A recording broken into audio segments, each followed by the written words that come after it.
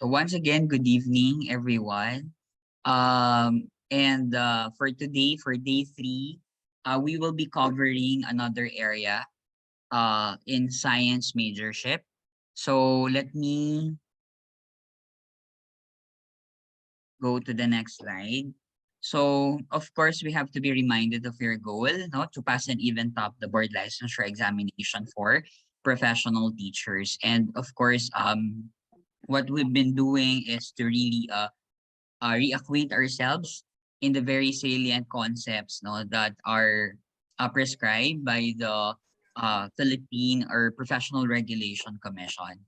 All right. So for tonight, we will be covering the area on earth science. So last night, I told you that we'll be covering the physics and chem, but I decided to cover that tomorrow and probably in the earlier hour of Friday.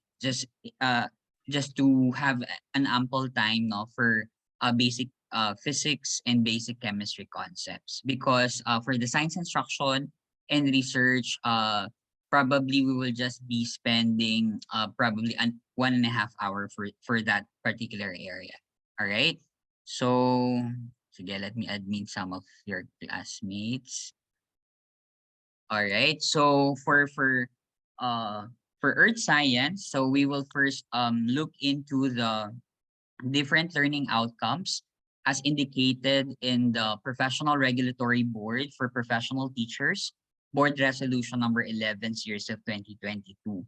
In comparison, I mean, in the total items, earth science actually comprise 18 items of 150 items for your science majorship. So 18 items lang yan, pero syempre we have to make sure that these 18 items are familiar to us. So there are salient concepts that included in this slide, in this review session. Probably some are very basic for you, some are new, some are unfamiliar. So we will look into that as you interact with me in uh, the next 3 hours. All right. So for the earth science, it actually comprises three areas. The first is meteorology and astronomy. So we will be um, explaining the interconnections of land, ocean, and atmosphere to human life on Earth. So there will be sample questions about how the interconnections is exhibited, no, among the different spheres of the Earth. And we mentioned in our earlier discussion the different spheres of the Earth, particularly the 5 major spheres of the Earth. All right. Then we will be illustrating the cycles of water, carbon, rock, and other materials that sustain the inhabitants of planet Earth. So there will be questions about important cycles in the environment, and even how these particular cycles, no, affect the inhabitants of planet Earth. Okay, so that's part of our meteorology and astronomy. You know very well that in meteorology, we talk about we actually talk about the weather and climate, and then of course for astronomy we talk about the space, no, the science of space, the science of the study of universe or the cosmos in general. So there will be questions about different celestial bodies and the importance, no, of space exploration. Okay, so 1.3, demonstrate the characteristics of non-Earth bodies and phenomena such as the sun, the moon, the stars, the planets. So there will be sample questions, no, in the different planetary objects, celestial objects, and even the movement, no, of these objects and how these movements, I mean, what are the effects, no, of these particular movements. No? Okay. I'll be accepting and checking our audio. All right, sige. Annotate. Okay. Then lastly is to describe the benefits derived from space exploration. So we have few questions no about this one on space exploration. Okay, then for the second part, we'll be dealing also with environmental science. There are concepts here that included uh, i- in delineating no or illustrating the interdependence of living organisms with each other and with their natural environment, as well as deliberating the food chain links, which show how the organisms are related in utilizing energy and nutrients. So we will revisit the concept of feeding relationships, no? How many percent of energy is being passed from one organism to another? And how do we actually uh, look into the effects where if, for example, a particular traffic level was disrupted? All right, so that's more of environmental science. Okay, yeah. So two major pala, no? No, meteorology, kasi pinangatlo ko, meteorology, astronomy, environmental science. So for this first question, this is a basic one. Among the main trophic levels which denote the transfer of energy and matter in a biological community, the blank are plants and some organisms which make their own food. A, decomposers. B, consumers. C, producers. D, scavengers. All right, the same drill I will be accepting your responses through the chat box. So you can, try to check your conceptual understanding, your prior understanding of these questions. All right, I can see a lot of C's here, of course. Yeah. So plants here, no, and some other organisms because not plants are not the only producers. No, we also have some bacteria and some proteins like the blue-green algae. All right. So here among the main trophic level, the transfer of energy and matter, no, actually starts with producers. That's why producers are actually found at the base of your energy pyramid. So basically, this is the source of food, no, for the heterotrophics. That's why producers are also known as autotrophics or autotrophs, autotrophic organisms. So let me admit. All right. So that's an easy one. So next question. Okay, so why are animal scavengers like vultures and crows known as the cleanup patrol of an ecosystem? Is it A, they collect debris? B, they are omnivores? C, they thrive in dump sites? D, they feed on dead animals?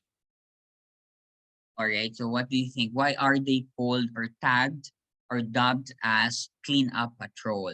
Well, that's very obvious, no, in your responses. Yes, they do feed on dead animals. So these vultures and crows are actually called scavengers because they primarily feed on dead animals, no? Dead bodies of animals. And so they are considered as a cleanup patrol of an ecosystem. Okay, so that's correct. Okay,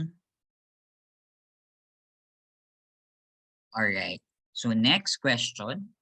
What is the process of evaporation, condensation, precipitation, infiltration, runoff, and subsurface flow of water in our planet? Is it a seasonal cycle, a rain cycle, a water cycle, or a hail cycle? Okay, yes. No, so majority uh of you is answering letter C, and letter C is water cycle. So water cycle is also known as blank. How do we call water cycle in another term? We call it,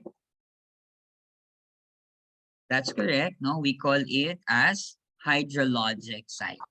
A hydrologic cycle. So water is really an essential, a quintessential, an indispensable substance, no, that is actually contributory to life on Earth. And during the primitive Earth, you know very well how water, contributed to the origin of life. All right.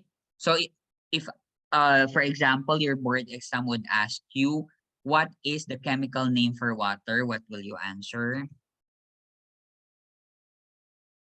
What is the chemical name for water? Anyway, any guess? All right. Yes, that's correct, no? Dihydrogen monoxide, no? H2O, because we have two atoms of hydrogen and then one oxygen atom. Okay? Can we consider water as molecule? Can we consider water as molecule? Yes or no? Okay. I can see a lot of yeses, and that's correct. Water is a molecule. Yeah, it's a polar molecule. Because molecule, simply because it is composed of more than one atom. So we have two atoms of hydrogen and one oxygen atom. All right. So can we also consider water as a compound? Can we consider water as a compound? Okay, I can see also yeses here.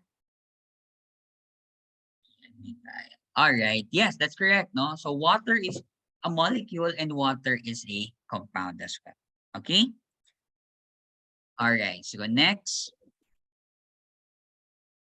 the following environmental problems can be traced to deforestation, except A, greater erosion, B, depletion of mineral resources, C, more floods, D, depletion of wildlife resources. The following environmental problems are traced to deforestation, except. What do you think is the answer?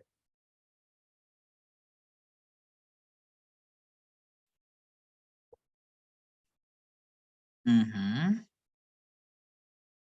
All right, I can see a lot of these here. Okay. All right. That's correct, no? So you know very well that deforestation is a process where actually there is an excessive uprooting, no, of trees without replacing them. And that would lead or could lead to greater erosion, no? There would be um tawag dito uh landmass loss, and so it would lead to probably a landslide, no? Then there would be more flooding because there would be no adequate roots that would actually hold water. And of course, there is what we call biodiversity loss because some wildlife resources will be depleted due to the cutting or excessive cutting or logging of trees without replacement.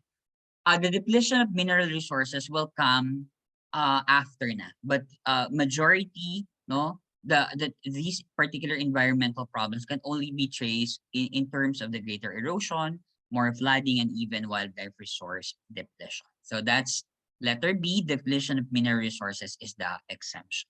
Okay. Okay. Next question. Okay.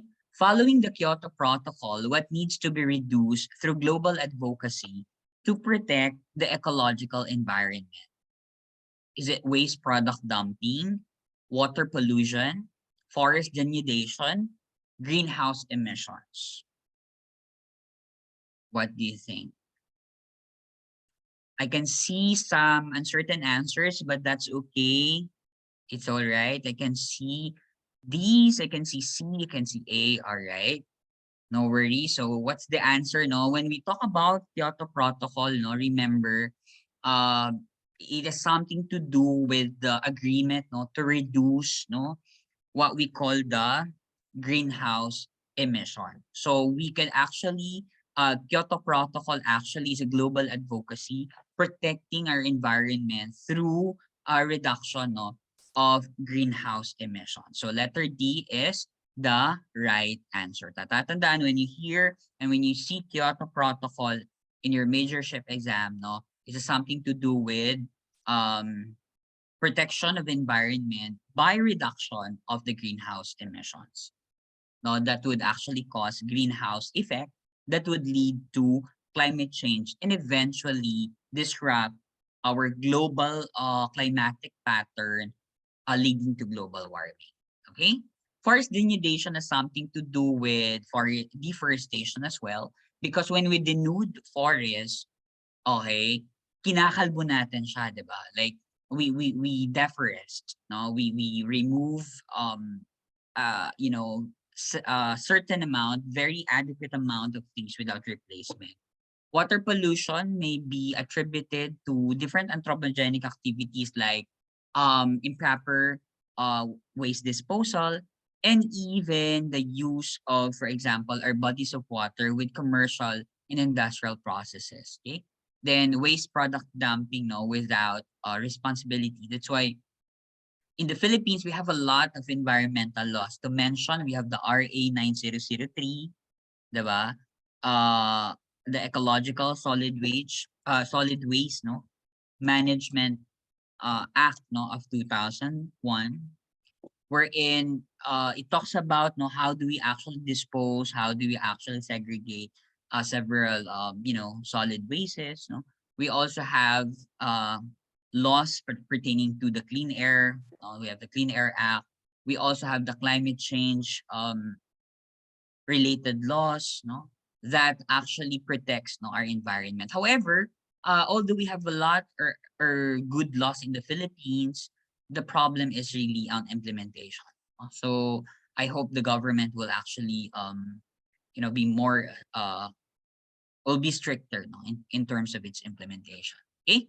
So what region around the North Pole has severely cold temperature with ice and snow continuously covering the area? Is it tropic, Arctic, oceanic, Antarctic? So what region around the North Pole? Severely cold temperature with ice and snow. Okay? All right.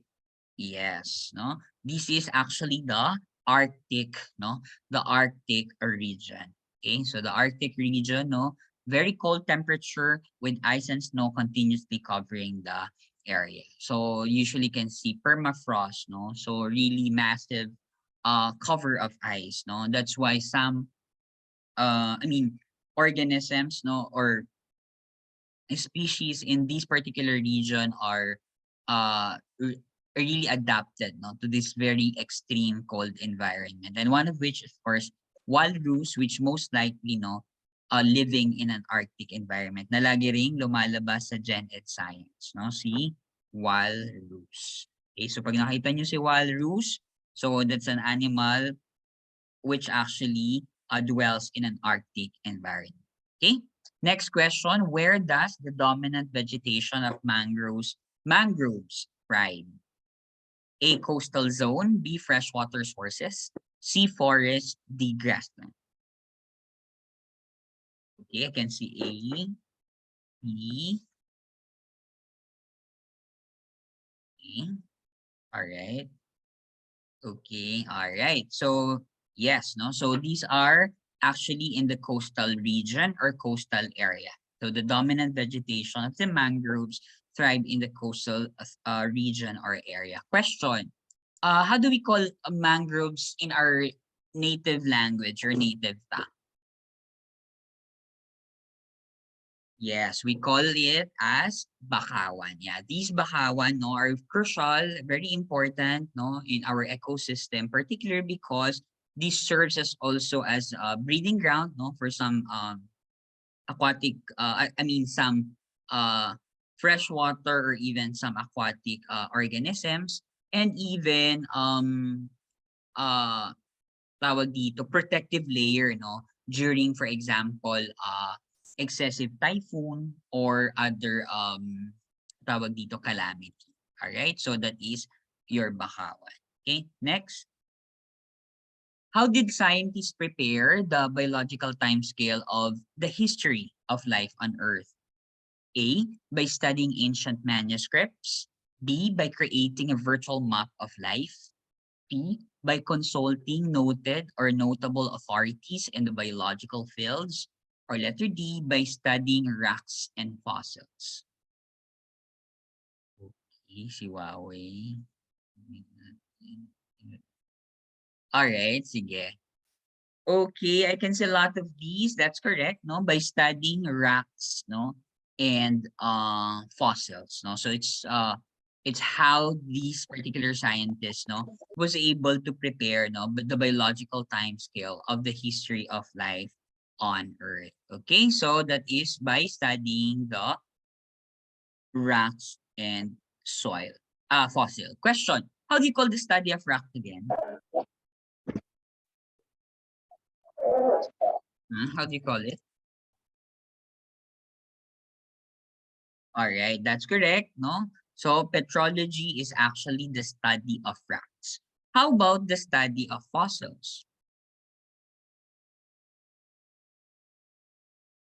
Mm-hmm. That's correct. Okay. Yes, that's correct. Yes, that's paleontology, no? Study of fossils. Study of rocks, petrology, study of fossils, paleontology. All right. So that's it. Okay. Next, which will you identify as the majority of the 8.7 million species of living organisms reported by the UN Environment Programme's World Conservation Monitoring Center in 2011? A. Microorganisms, B. Marine life, C. Bacteria and viruses, D. Land species. Okay, I can see a myriad of different answers in our chat box. Some are unsure, it's okay. All right. So based on the results of the UN Environmental Programme's World Conservation Monitoring Center in 2011, the majority of these 8.7 million species are actually land species. Okay, remember that. These are actually land species. Okay, remember that only 5%, no, of our oceans are actually explored. No, so there is still no a lot of living things, living organisms that might be later on discovered in our seas and oceans. In the Philippines alone, not recently, a lot of mollusks, a lot of echinoderms, and even nidarians and some aquatic chordates, no, are actually tawag dito, are discovered, no, uh, due to the different scientific exploration, no. The sad thing, no, in the Philippines is that uh, majority of the scientific exploration and scientific discovery, tawag dito, scientific exploration siya, are actually initiated or spearheaded by foreign countries. They will just get, for example, one or two expert from the country, and the worst, hindi sila kumukuha, no? Parang they will just ask permission to for example, to explore a certain area. And then when they publish their works, no, not even those who are assisting them in the explorations that are who are Filipinos are not even included, no, in the list of authors. So, but now, of course, the Department of Science and Technology through the Balik Scientist Program is encouraging our experts who are actually been working in other countries to go back in the Philippines and be deployed in local state universities and colleges to, start uh doing scientific researches for the upliftment, even of course that's always the goal, for the upliftment of life and even expanding, no, our scientific knowledge. So Balik Scientist Program is one of the DOST's program. Okay? So that's it. No? So this just has something to do with our continuing search, no, for the richness of our biodiversity. Okay? Alright, sige, admin tayo. Alright, so next question. What important field of study can be advanced, no, as a response to the threat on the environment by humans? A. Planned parenthood, B. Population ecology, C. Social anthropology, D. Social science research. Okay. All right. I can see different answers. It's okay. Okay. All right. Okay. So you can see, no, it's an important field of study, no, wherein there is an environmental threat, no, caused by humans, no, specifically the skyrocketing population, no, skyrocketing population or ballooning population, no, of humans, no, in the world. And so we have to make sure that we study it, the effects, no, of these population growth, no, uh in its effect to the environmental conservation. And so we have to study more on the population ecology and how can we actually make sure that still there is sustainability, no, that we do not compromise the resources that should be needed by the future generation in our today's time. So that's always the goal of sustainability or sustainable development. We make sure that we do not squander or waste, no, the resources that we have at present, so that it will not, so that the future generations can still benefit from it. All right? Sige. Tayo ulit. Sige. Okay. So, social science research, you know very well that social science research is a branch of science which deals with how society works, no, and how we actually understand society by means of understanding several aspects of it. And of course, apart from the social science, we also have the natural science, and that is what we are specializing. No? So the natural science involves, of course, the study of the life sciences.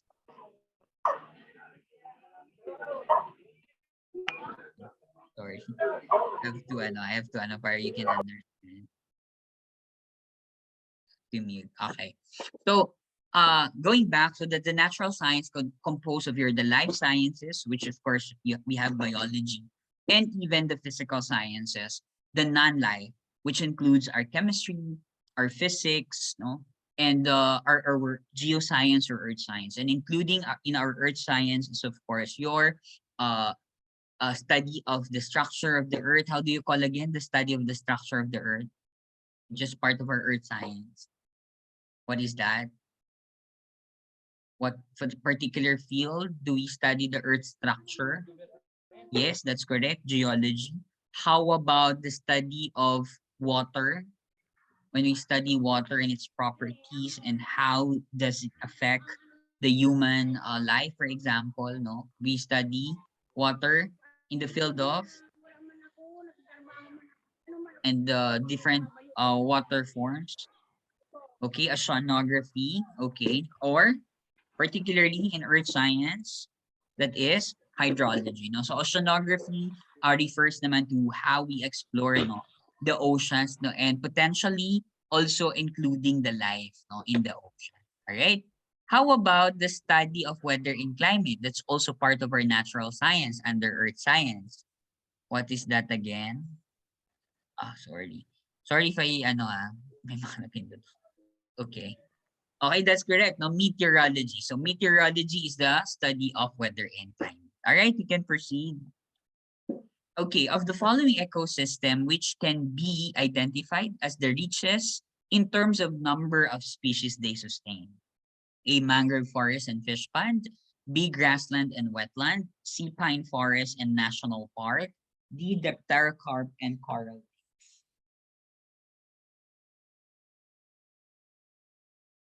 Okay, I can see D. EDD. All right. So we're actually looking for the reaches, no, in terms of the number of species. And if you see this question, syempre very ano yan, very obvious na yan. So that is the pterocarp forest and coral reefs. No? So the pterocarp and coral reefs actually contains the reaches, no, in terms of the number of species. All right. So that is that for okay, next question. What factor contributes to the greenhouse effect on the environment? Is it A, depletion of minerals in the soil, by excessive farming? B, use of carbon dioxide by plants. C, use of solar panels to capture radiant energy. D, destruction of forest. Mhm. All right, I can see a lot of these, no? We're talking about what factors, no, contributes to greenhouse effect. And you know the greenhouse effect, no, is actually harmful because it traps, no, the heat, no, on Earth, no, making Earth warmer and warmer, no. The very reason why we have, the very reason why greenhouse effect, no, tawag dito, happened or occurred or transpired because before there are a lot of CFCs, no, the chlorofluorocarbons, especially in the production of the industries, particularly our the production of hairspray, the production of refrigerators, and even the production of air conditioning units.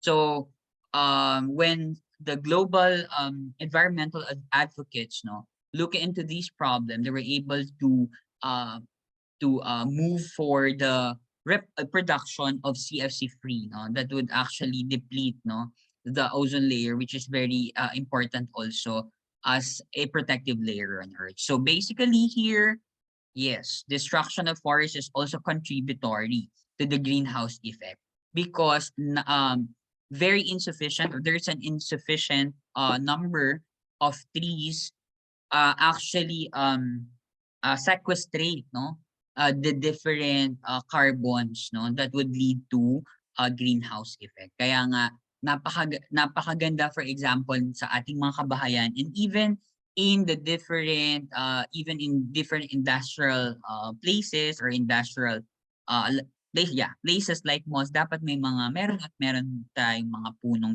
itinatanim around because they can sequestrate, no, carbon, which will reduce, no, the greenhouse gases, no, in the environment. Okay, so that is letter D, destruction of forests. Okay, next question.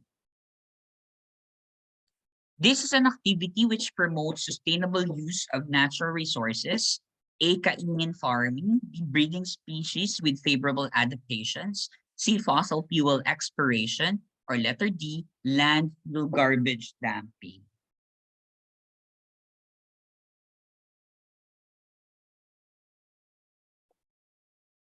Okay, I can see B here, a lot of Bs. Okay, all right, yes, no. So kainin farming is of course an anthropogenic activity that actually results to higher air pollution cases or condition and even deforestation as well. And that would lead to soil erosion. Fossil fuel exploration, if we continue to explore fossil fuels, there would be effect in terms of the environment and even the landfill garbage dumping. And so breeding species with favorable adaptation is actually more contributing to sustainable use of natural resources, no? So this actually uh would lead to tawag dito, to sustain, and so we will actually avoid, no, near extinct or vulnerable organisms later on. Of course, these particular organisms living, for example, in our mangrove forest, in our mangrove forest, in our forest in general, and even in our aquatic ecosystem or freshwater ecosystem, contribute to the sustainability of our ecological communities. Okay, so next. Okay. Yes. Judge which of the following arguments support the argument that climate change is fiction and not fact. Okay. So A, factories release gases into the atmosphere that contribute to warming. B, carbon dioxide levels have risen 25% since 1960. C, data on global warming are confused by other factors such as ozone depletion and changes in ocean currents. Letter D, in a study in Sweden in 1990, scientists predicted a change up to 2.7 degrees centigrade if greenhouse gases double. So which of the following argument that climate change is a fiction and not a fact? All right. Okay, let me just give me a minute, no? I'll just get water lang. I'll refill.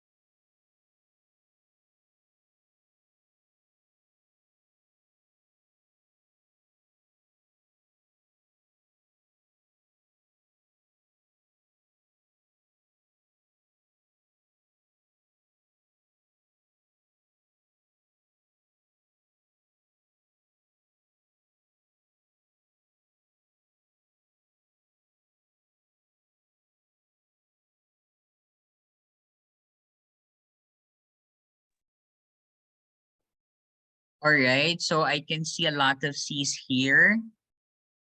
Okay, let's see. Actually, it's letter A, no? So factories release gases, no, into atmosphere that contribute to warming, no? So judge which of the following arguments support that argument that climate change is a fiction. So sabi dito, no, factors release gases into the atmosphere that contribute to warming. Remember that there are also, no, wait lang ha, let's admit, no? There are also, okay, there are also other, okay, other contributing factors, not only factories, no, in terms of climatic change. Remember that we also need to ensure that there is, for example, regulated, no, forest cutting and even incineration, no. So very tawag dito, very common sa Pilipinas ang pagsusunog. Even RA 9003 is there, no? So parang wala lang, no, na sinasabi ng batas 'pag nagsunog ka, for example, in your backyard, pwede kang may offense ka, no, or against RA 9003. Pero may narinig na ba kayo na for example, parang nakasuhan because nagsunog, for example, sa backyard, no? So although we are being encouraged to report, no, these incidents, no, by documenting them and submitting a particular report. So basically, this particular argument, no, is fiction. Uh, is the most, no, the best option to answer, no, as compared to letter B, letter C, and letter D. So that is letter A. Okay. Next, sige, wait lang ha, mag-admit tayo ulit. Okay, what is the process of absorption by atmospheric gases of thermal radiation that cause global warming? A, radiation cycle, B, thermal pathways, C, global pollution, or letter D, greenhouse effect. Okay? Alright. So, syempre, no? So, gaya ng sinabi natin, no? This is actually has been our problem. That is why kung mapapansin nyo when you are in a city or when you're living in a city, especially if the industrialization and the transportation is really massive, then you will feel na the weather, I mean, yeah, the climatic pattern has really changed because of, yes, greenhouse effect. No? So these are actually the process of absorption by atmospheric gases of thermal radiation that would lead to global warming. And so one of the Sustainable Development Goals, or SDG, is SDG number 13. And SDG number 13 pertains to climate action. Okay? And climate action has something to do with mitigating the effects of climate change as part of our global goals. Again, when we talk about sustainable development goals, no, pag tinanong sa board exam, SDGs, ilan na nga ulit ang mga SDGs natin? How many SDGs do we have that we need to achieve by 2030? Okay. Ilan? Natatandaan niyo ba kung ilan? Okay, any guess? Pwede kayo mag-guess? Okay, actually it's 17. Yes, it's okay if you know, at least we're learning here. Okay, tatandaan nyo pag tinanong yan sa board exam ninyo, how many UN Sustainable Development do we have? That is 17. All right, 17 SDGs, no? Among us educators, among us teachers, what is the most relevant SDG? What SDG number is most relevant to our profession? Do you have an idea? That's correct, the education for all, which is SDG number. What is SDG for quality education? That's correct. That is SDG number 4. Okay, remember that. You know very well that in the enhanced curriculum they might ask a lot of things under the sun. So SDG number 4 is in quality education. So among the 17 SDGs, SDG number 4 promotes equitable, inclusive education for all. And that is the EFA. EFA means education for all. Walang naiiwan sa laylayan. Inclusive. That's a very nice term, no, in our education system, because we include everyone despite of everything, despite of their gender, despite of their age, despite of their ethnicity, despite of their color, despite of their religion. That's part of our being inclusive. Okay, no one is left behind. That's exactly the battle cry, no, for educational system in the country. What else? All right, so yeah, we will talk about more about SDGs siguro in other platforms, no, and or in other topic or discussion. How can the problem of acid rain, oh wait lang ha, be resolved since its effects, no, example soil acidity and death of trees, come from sources around the world, from the US, from the British Isles and Central Europe. A, use of alternative energy sources. B, cooperation of many nations. C, tree planting and greening. D, use of rainmakers. Example, cloud seeding. Okay. All right, I can see B, C, B, B, D. Okay, so there is a problem of acid rain at hindi naman natin hindi naman natin pwedeng sabihin na okay, dapat sa tawag dito, sa sky nyo lang diyan sa US yung acid rain. Dapat hindi aabot dito sa sky namin sa Pilipinas. Parang gano'n, di ba? So we cannot do that. We cannot, you know, delineate the border because we are in a borderless world, no? And so the effects could also be borderless. And so we need to have or encourage cooperation of many nations, no? And cooperation of many nations would require government initiatives, no? So there should be a political stand of each country fighting for the same cause, no? And that's one thing, that's one environmental problem that is being confronted by every one of us is the issue in acid rain. And you know very well this acid rain would affect particularly our agricultural sector, which is the sector where we actually source out our food primarily. More than that, the mariculture and aquaculture sector, no? The marine the marine ecosystems, which is very susceptible or very sensitive to environmental change, temperature, and even ocean acidification. What else? I remember the advocacy of this DOST now in terms of harnessing the resources that we have in the ocean. So pag narinig niyo sa board exam niyo, if we harness the resources in the ocean and seas, particularly because Philippines is an archipelagic country with 7,641 islands, ang tawag natin doon is harnessing what we call our blue economy. Okay? So that blue economy would actually speaks about the richness of our seas and oceans in terms of various and a myriad of aquatic resources, no? Aquatic or marine resources. So blue economy. So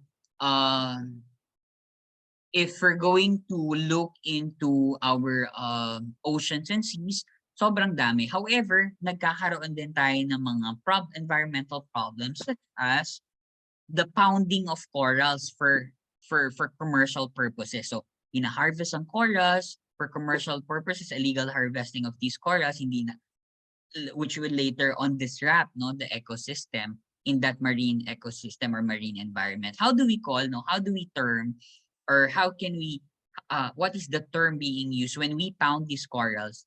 Then we sell them illegally or for commercially selling it to for example poachers o yung mga illegal na mga ano na mga bumibili ng mga corals. How do we call it? Yung pa-pound na ng mga tao ng corals and then they sell this, no? Paano 'yon? Anong tawag natin diyan in our environmental science? We call it muro. Yes, that's correct, no? Muro ami fishing, no? So where we actually illegally, no, harvest these important corals. So I hope walang ganyan, no, in your locale, especially those who are living in a coastal area. Okay? So what else? Cyanide fishing, by the way, yan yung mga ano, no, when gusto nating mabilis ang huli, no, from dynamite to cyanide fishing. However, in this particular problem, what happens is namamatay yung mga dapat na lumalaki pang mga isda. So that is on the effects, no, of cyanide or dynamite fishing. Okay.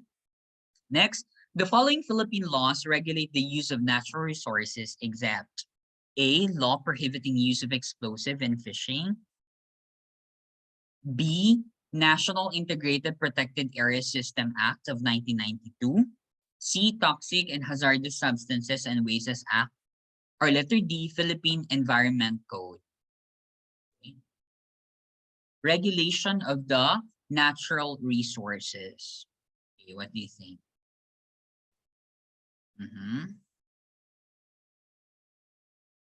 Okay, I can see D, C. Okay, what else? All right. So we're talking about laws, no, regulating the use, no, of our natural resources. And the best answer here is letter C. Okay, remember, okay, anong natural resource ang tinutukoy ng letter A is more of our marine resources or freshwater resources or aquatic resources. Letter B, anong tinutukoy ng National Integrated Protective Area System Act or the NIPAS Act of 1992? Our terrestrial resources, no, especially our protected landscape, terrestrial and aquatic, protective landscape and protected seascape. Okay. And letter D, the Philippine Environment Code, actually the natural resources that we can actually harness in the environment. For Toxic and Hazardous Substances and Wastes Act, no, usually for this, this is a regulation not really into the use of natural resources, but how can we actually, for example, dispose, no, manage the hazardous substances wastes, for example, in medical fields like hospitals, in the industrial fields like factories, no? How can we actually manage this so that it will actually benefit, it will actually lead to healthier environment, the health and safety of people in particular. Pwedeng later papasok yung natural resources, this could come next or very secondary. So A, B, and letter D directly, no, is concerned with the environment. Okay?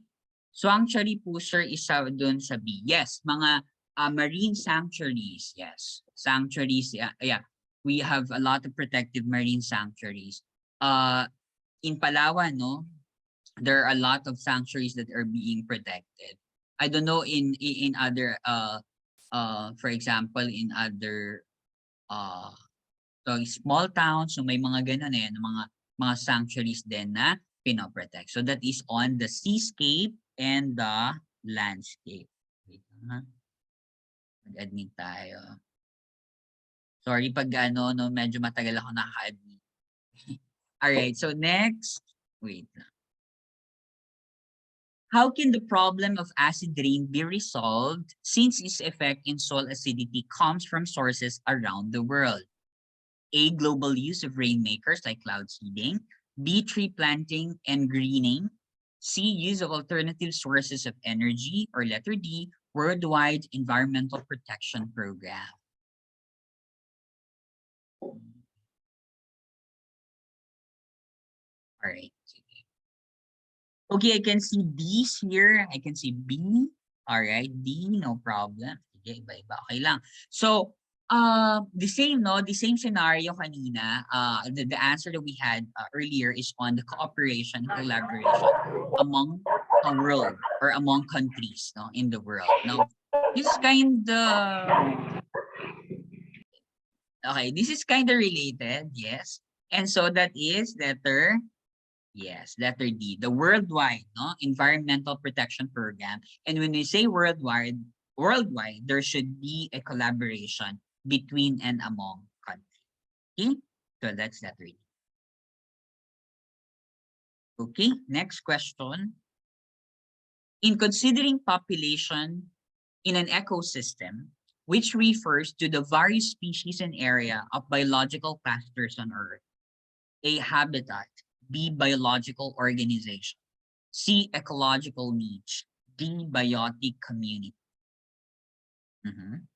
In considering population and ecosystem, which refers to various species in an area of biological clusters on Earth. Okay, all right. Yeah, all right. So that's correct, no? The biotic community. Now, considering the population, and when we cluster, no, different populations, no, pinaganda lang yung tanong ni PRC. So when we cluster these populations, we have living community or biotic communities, no? And these biotic communities later on will actually compose the different ecosystems. And these different ecosystems will actually compose your biome. And eventually, these biome compose the biosphere in general. Habitat, it actually speaks about the dwelling place, saan nakatira ang mga organismo. This is where they live or thrive. Okay, so ngayon, di ba, sabi, you should not only survive but thrive because we are now in a VUCAD world. Diba? Have you heard of that? Okay. In education, no, this is impacted with the VUCAD world. No? So V stands for volatility or volatile, uncertainty. C stands for complexity. A stands for ambiguity. And D stands for diversity and disruption. That's why sometimes it's called this VUCAD 2, no? Because we have diversity and disruption. So volatile, uncertain, complex, ambiguous, sobrang ang daming nangyayari, no? We have pandemic, an ongoing pandemic, still an ongoing pandemic. And our world is now becoming diverse, no? And the challenge is how could we respect the diversity of life? How could we respect the different characteristics of our fellow humans, no? And of course, we are now in an educational disruption, no, caused by the pandemic. We had the ERT, no, during the earliest part, no, of the pandemic, no, the emergency remote teaching. But now we're happy that the classes are now going back to the old normal, no? Although we call it the new normal now because sometimes we do hybrid. So in our review program now we are doing hybrid, no. You might attend, no, in other days na face to face, and there are also part of the program which is in virtual like this. Okay, So that is biotic community. Ecological niche is your role. Tatandaan how do you actually play in the environment, and how do you contribute, and what will be your contribution to the environment. Okay. So next question, a hypothetical ecosystem contains lettuce, the producer, a caterpillar, the primary consumer, a small passerine bird, the secondary consumer, sorry, and a lion, the tertiary consumer.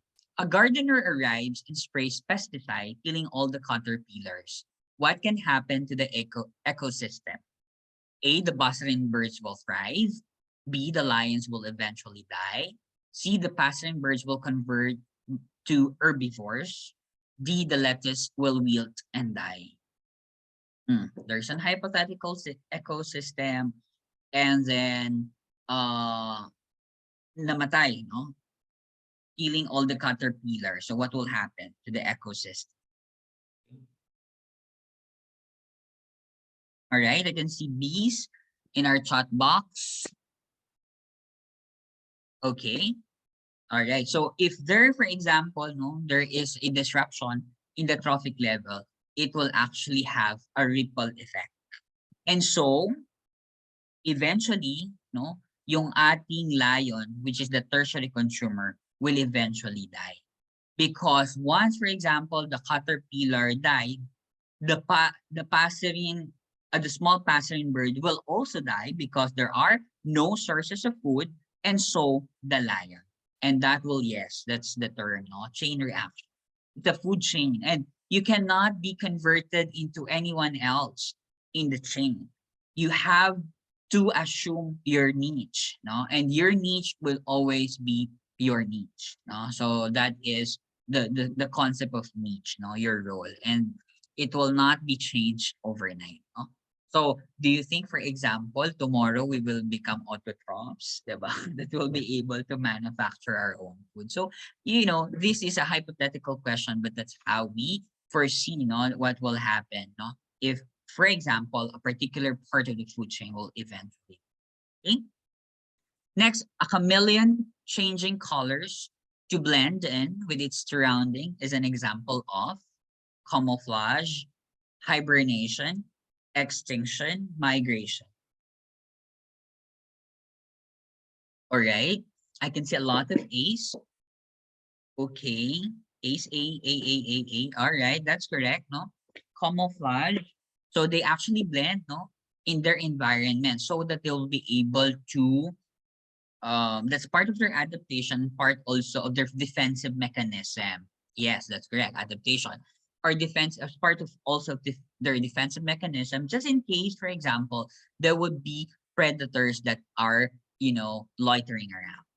Yes, or protective coloration. Yes, camouflaging or protective coloration, so that part of their mechanism to defense or protect themselves. Hibernation, no, has something to do with the resting stage, no, of certain animals, so that especially, for example, there is a change in environment, no?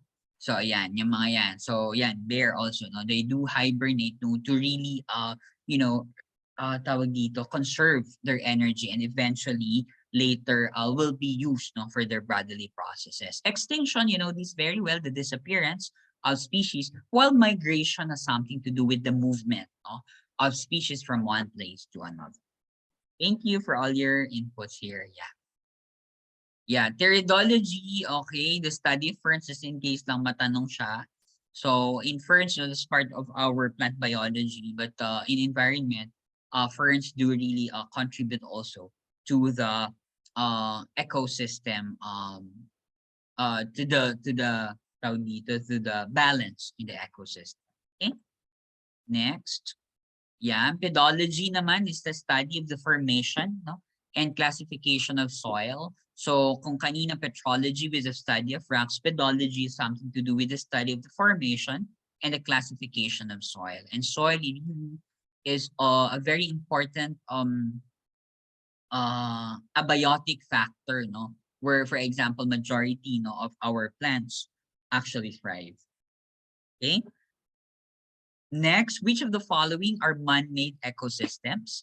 A, plantations and parks. B, grasslands. C, coral reefs and coastal zones. D, mangrove forest. Okay.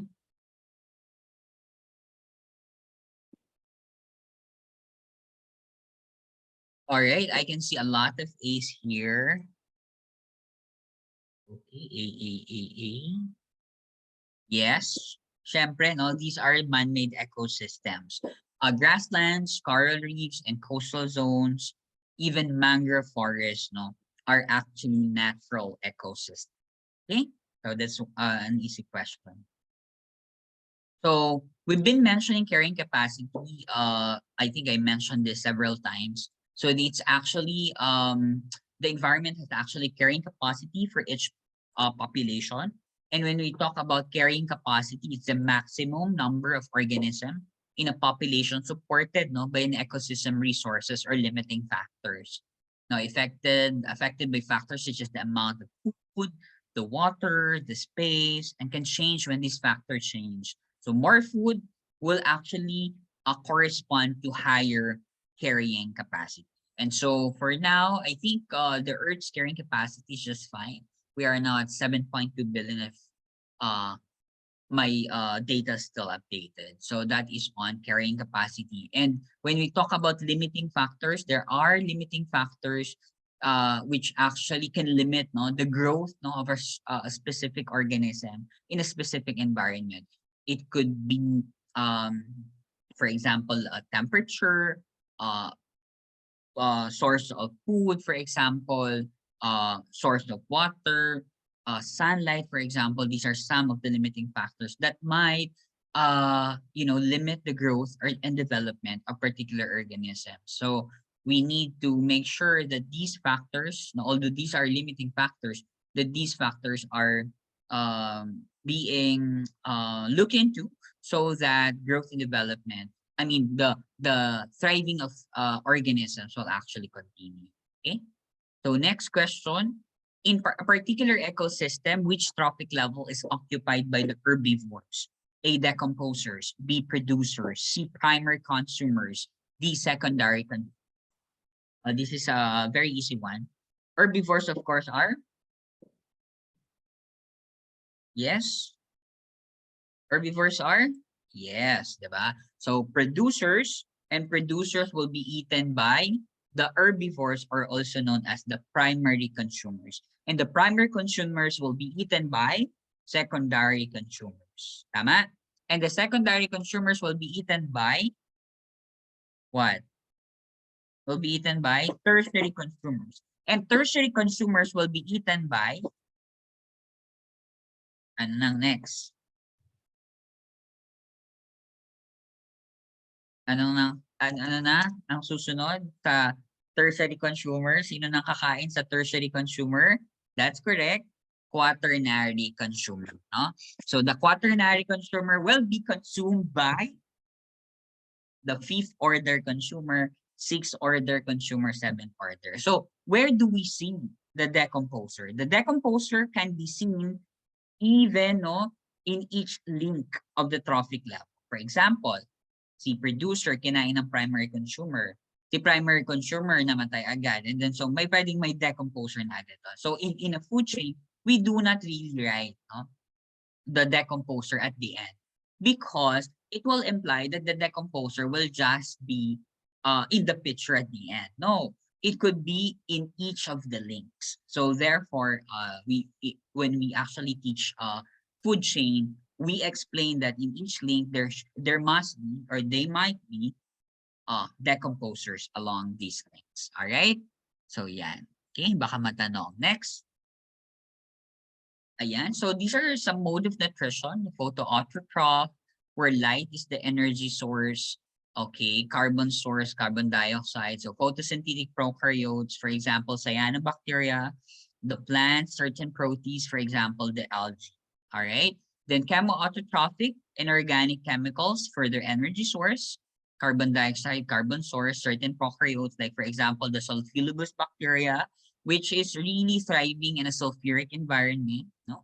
Heterotroph, photoheterotroph light, organic compounds, Certain prokaryotes, for example, Rhodobacter, Chloroflexus, and chemoheterotroph organic compounds. No? Many prokaryotes, for example, Clostridium and protists, fungi, animals, and some plants. So these are just a major nutritional modes of a part of our prokaryotic nutritional diversity.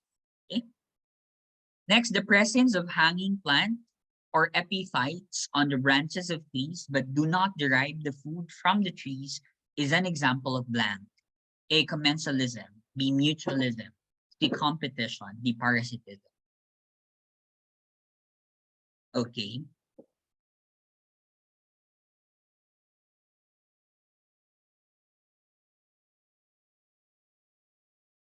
All right, yeah.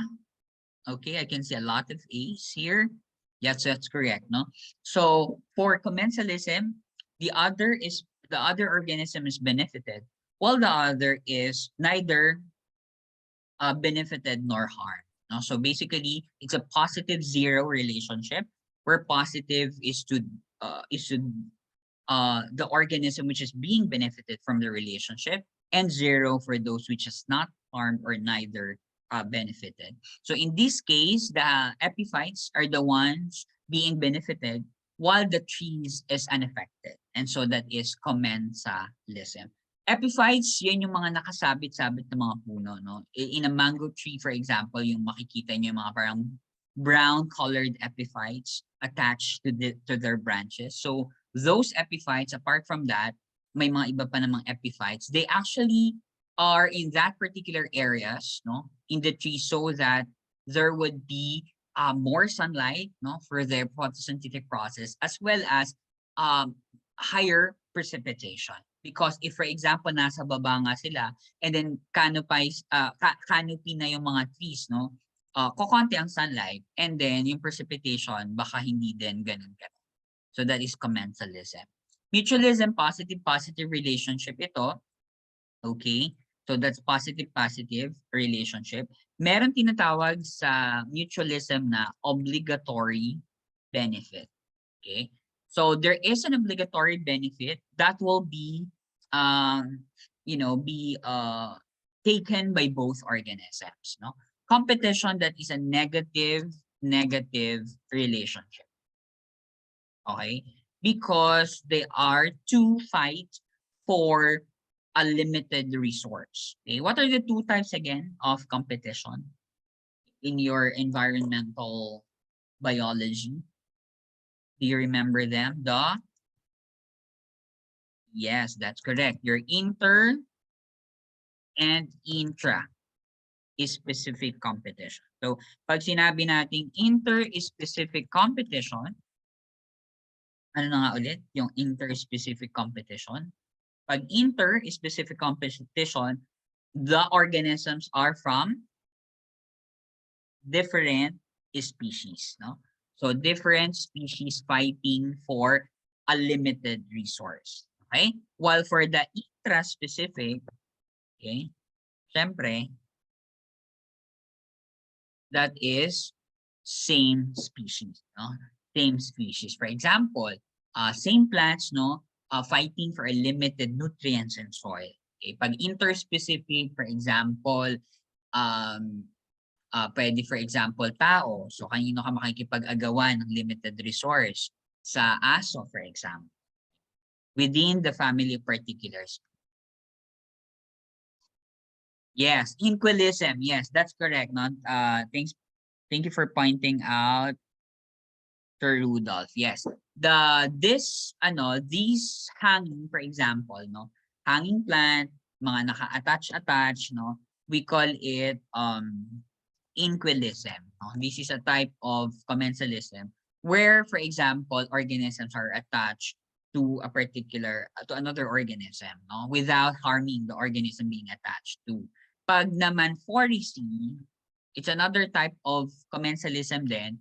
While foracy naman, nakikihinch yung mga maliliit na isda sa malalaking isda para hindi sila mamatay. Para yung mga predator, mga possible predator nila, hindi sila aatakihin because they are being hitched or they are traveling with bigger fishes. For example, ng 4AC. An example of 4AC is, ano na nga ulit? Can you give me an example of 4AC?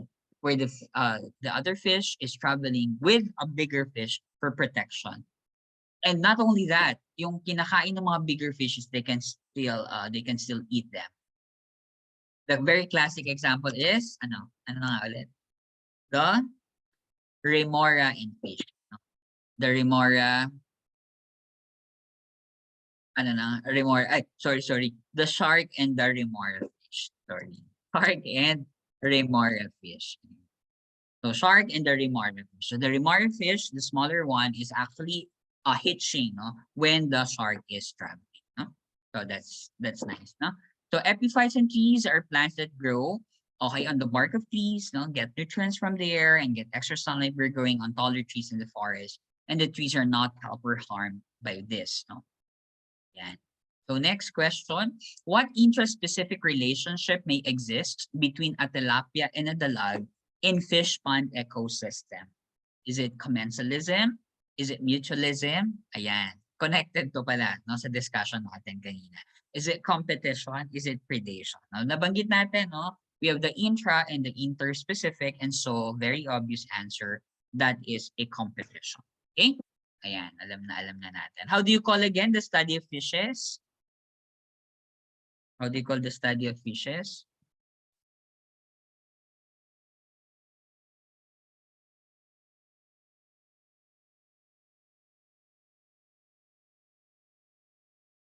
Anyone? Do you remember? Okay, specific, more specific than marine biology. Yes, is actually ichthyology. Yes. Tama ba tayo ng ano? Nakakaano yun na one of the uh, pinakamahirap ispellingin, no? Ichthyology. Okay? Ichthyology. So pag nakita niyo yung word is actually the study of fishes. How about the study of birds? What is, again, is the study of bird? Let's start with letter O. That is, yes, that's correct, no? That is ornithology, study of birds. Okay, so birds, fishes, yan. Study of mammals. Sige, last na muna yan. Study of mammals. Para mga ano siya, 4 days. How do you call the study of mammals? Yes, no, that is called mammalogy. Yes, that's correct. All right, so let's proceed. What relationship exists when one animal hatches, kills, and eats another animal? So this is a very easy one. Siyempre, pag nakita niyo to, what will be your answer? Yes, that's correct. Letter, yes. What are the two organisms involved in predation? What are the two organisms involved in predation? Yeah, ETP. The predator and prey, yes. Who does the killing? Who does the killing? Yes, it's the predator. And the one being killed is your prey. Kaya lagi siyang nagpe-prey para hindi siya kainin. Ayan. So that is letter D, predation. That's correct. Thank you so much. All right. So we mentioned competition when two or more species compete for the same resource, space, food, or light, like these Connell's barnacles. We mentioned this already, the interspecific within one species and interspecific between species. All right. So which refers then to the close relationship between two different species of living organisms living together. Is it amensalism, food web, energy pyramid, symbiosis? All right. That's correct. All right. So living together is actually literally the meaning of this word, symbiosis. No? Symbiosis is living together, symbiotic relationship. That's correct. Okay. So amensalism, if commensalism is positive 0, okay, positive for the other organism, 0 for the other organism. Amensalism is negative 0. Okay. Hindi na-harm yung isa, pero yung isa naha-harm, no? Example of this phenomenon is um the red tide, no, due to the algal bloom, no? So ang mga ang mga fishes, syempre and other aquatic tawag dito, organisms are being harmed. While the algae, no, okay, yung tawag dito, production ng algae, nandun lang sila, they are unharmed. So that is a mensanism. Food web, interconnecting food chains. So pag super connected na mga iba-ibang food chains, that is already food chain. Okay? Yung balete and narrative po, sir, yan. Yung balete and narrative, when, for example, depende sa konteksto nito, no? But if, for example, the narrative are being, for example, tawag dito, being invaded by the balete and eventually naging balete na yung narrative, that is what we call predation and plans. And that is what we call herbivory. Okay? So predation and plants are actually herbivory. Kaya yung balete is actually parasitic, no? So it has to have, for example, another tree na pwede niyang iparasitize ba? Parang gano'n. So i-predate na lang. So basically that is herbivory or predation in plants. If that is if that is what you're trying to they could be if this is, for example, competing naman in for example different same source of nutrients, that could be intra-specific because there are tawag dito both these. Okay, next.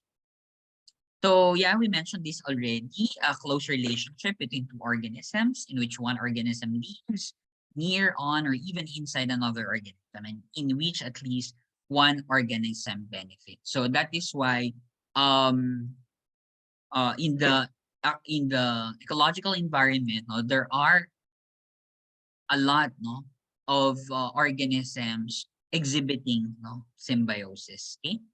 Next question, how much energy available at one trophic level is incorporated into the tissues of animals at the next level? Is it 5%, 15%, 10%, 50%? Okay. What's your answer, teachers? All right. Okay. So remember, the law of energy transfer at sinasabi sa batas na to ay ilan yung percent na inaano natin, ibinibigay natin from one trophic level to another. Okay, tatandaan nyo, teacher, sa 10% lang. Okay, tatandaan, only 10% is incorporated to the next. So anong implication nun? Ang unti naman, 10% lang of energy. So for example, kumain kayo ng corn. So 10% of the energy from the corn you will consume. And so the implication of it is you have to get another source of food so that mas makompensate yung energy tawag dito, energy requirement na kakailanganin mo, the kilocalorie that you need for your bodily processes. So that's basically the law of 10% of energy transfer. So for example, pag tinanong, for example, sa board exam, if the plants has 1,000 kilocalorie, okay, at kakainin siya, for example, ng rat, ilang kilocalorie ang makukuha ng rat? Ilang kilocalorie ang kanyang ma-receive? How many kilocalorie? If we have 1,000 kilocalorie, that's correct. We have 100 kilocalorie. If the rat, for example, okay, is eaten by a snake, okay, how many kilocalorie will the snake get? Of course, diba? The snake will actually get 10 kilocalorie. If, for example, the snake will be eaten by an eagle, okay, ilang kilocalorie? Okay, ilang kilocalorie? 1 kilocalorie. If the eagle is eaten by a human, human will receive how many kilocalorie? Okay, that's correct. 0.1. Okay, yun lang yun. Okay, tatandaan. 10% energy transfer. All right, sige. Thank you so much for all your responses. All right, this is actually the effects of the lean man's efficiency or the 10% rule. Top predators are sensitive to changes in the energy flow of an ecosystem. Cannot have more than 4 or 5 levels on trophic pyramid. Why? The amount of energy and space needed to feed animals on a higher trophic level would be larger than the amount of energy expended to forage for it. So omnivores like bears, humans, raccoons, possums, coyotes, can switch trophic level depending on the food sources that are available. While eating at lower trophic levels can support more members of a population in an ecosystem. So basically because the source of food will actually be coming from the base, which are the producers or autotrophs. So next, which process do some animals undergo when they go into deep winter sleep and so body activity slow down and can leave off store food? Camouflage, hibernation, extinction, migration. All right, so we mentioned that, no, this is something to do with, you know, reserving their energy, no, and winter, no, winter sleep. The deep winter sleep is called the hibernation. Okay, okay, hibernation is to winter, blank is to summer. Hmm. If hibernation is to winter, blank is to summer. Ano naman yung summer sleep, no? Summer rests, ginagawa ng ibang organisms to conserve also their energy. Any more guess? Or any more idea? Ay wait, ang daming naka-wait. Need all. Okay, that's correct, no? We call it estivation. Okay? Tatandaan, no? Estivation is the summer sleep naman. The deep winter sleep is to hibernation, while estivation is to the, yes, it's to the deep summer sleep. Okay, next question.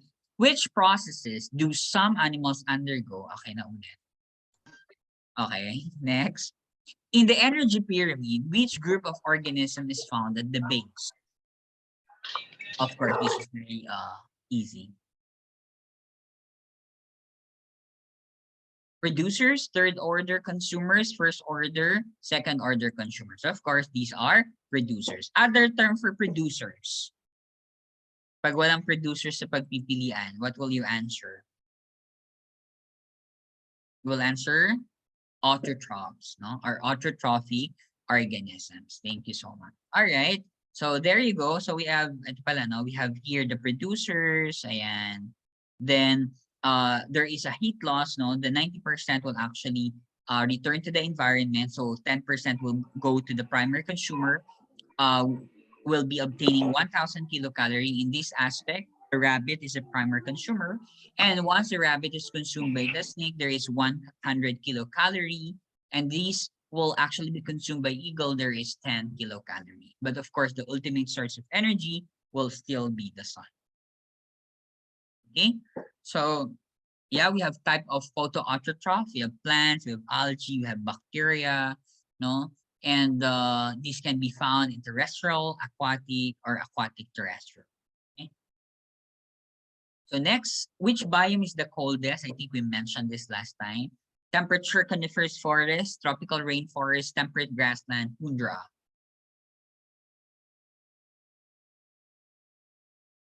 All right, yes, that's correct. So this is the tundra. So tundra is actually your coldest biome. Okay. So there you can see the tundra, then followed by the taiga or the coniferous forest, o tinatawag din siyang boreal forest. No, tundra comes from the Finnish word tunturia, meaning treeless plain. No, bakit siya treeless? Because there's a extreme cold, no? Extremely cold climate, no? So usually kailangan ng mga halaman dito yung mga ano, leafless, no? Mga kailangan mga needle-like lang kasi sobrang madidestroy yun sa ice, no? It has low biotic diversity. Permafrost is very evident. Short season of growth and reproduction, energy and nutrients in the form of dead organic material, large population oscillation. Okay. Alright. Then we also have deciduous forest, chaparral, grassland, and desert. No, so we mentioned chaparral last time, no? Where when there is a stream, when winter and then later on summer drought, followed by a summer. Okay, and then, ay bakit binahinga ko? And then the desert, no? So sa desert, what is considered to be the largest desert in the world? Ano nga ba? What is the largest desert in the world? Actually, it's Antarctica, diba? However, for example, tinanong kayo sa board exam, what is the largest hot desert? At kung wala namang Antarctica, then isasagot ninyo ay Sahara. Okay? But both, the largest hot desert, Sahara, the largest cold desert is the Antarctica. Okay? So remember that. Okay, thank you so much for all your responses. Now, so what's the implication? So ang disyerto pala hindi laging mainit. No? It's just dry, no? It's not always hot. No? There are also cold desert, but of course there is dryness in the area. Okay. Then we also have, of course, the tropical rainforest, the scrubland, savanna, and the desert. Okay. Next, what is being shown in the renewal of a forest after a fire? A, autogenic succession. B, primary succession. C, allogenic succession. D, secondary succession. Okay. If there is a disturbance, no, that happened in an existing community, okay, like fire, some natural disasters or calamities, then we're pertaining to what we call secondary succession. Ay laging ganun, no? If there is a renewal after a natural disturbance, no, like fire, secondary succession. Paano naman, for example, if the area started with a barren land? Okay? Barren land started with rocky area, no? Rocky or tawag dito, barren area. So that is what we call the primary succession until it will go to or it will reach the climax community. Okay? So yon. Okay. Until ma-reach niya ang tinatawag na climax community. So ang tawag doon is primary succession. So primary succession starts with a barren area or barren land, no, with very rocky area. Then eventually shrubs, herbs will actually grow, trees eventually, and then become climax community. If it's already a climax community at nasunog, and then after sunog, nagkaroon ulit ng buhay, then that is secondary succession. Okay? Okay, ayan, ito pala, no? So we have, for example, may community existing, nagkasunog, no? So in 1 to 2 years, may mga annual plants, and eventually in 3 to 4 years, may grasses and perennials. In 5 to 100 years, grasses, shrubs, pines, young oak, and hickory. And then 100 plus years, there's already a climax community. Okay, so that is secondary succession. Favorite na rin ng succession, no? In bio part, in the old curriculum, might as well expect it in the science curriculum in the bio part as well. And vice, no? Ecology part. Okay? What is the initial establishment of a plant community in a new area? Is it A, aggregation, B, invasion, C, accesses, D, nudation? Okay. What's your answer? Is still a concept na related to succession. Okay. So the initial establishment, no, of a plant community sa isang area ay tinatawag na, what do you think? You can see A's, all right? Actually, it's excesses, no? So excesses, no? So kung titignan natin dito, ayan.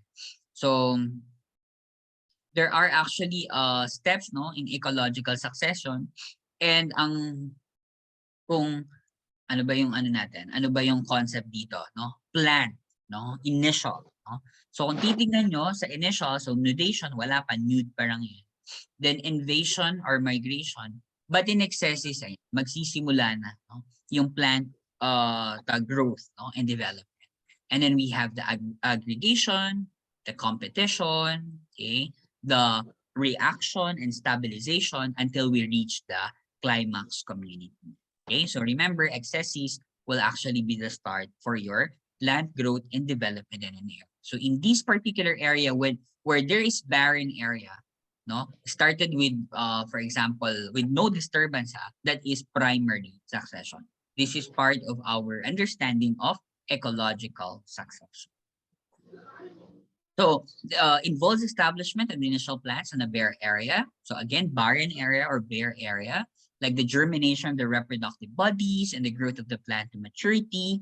This process depended upon the climatic, edaphic, and biotic factors, and the success of plant depends upon some of the adaptations to withstand the unfavorable conditions, which include both biotic and abiotic condition, like dormancy. Okay, next. All right. The remora fish probably has no effect on the shark, but the remora benefits from it. And we mentioned this earlier. What is your answer? Predation, parasitism, mutualism, commensalism.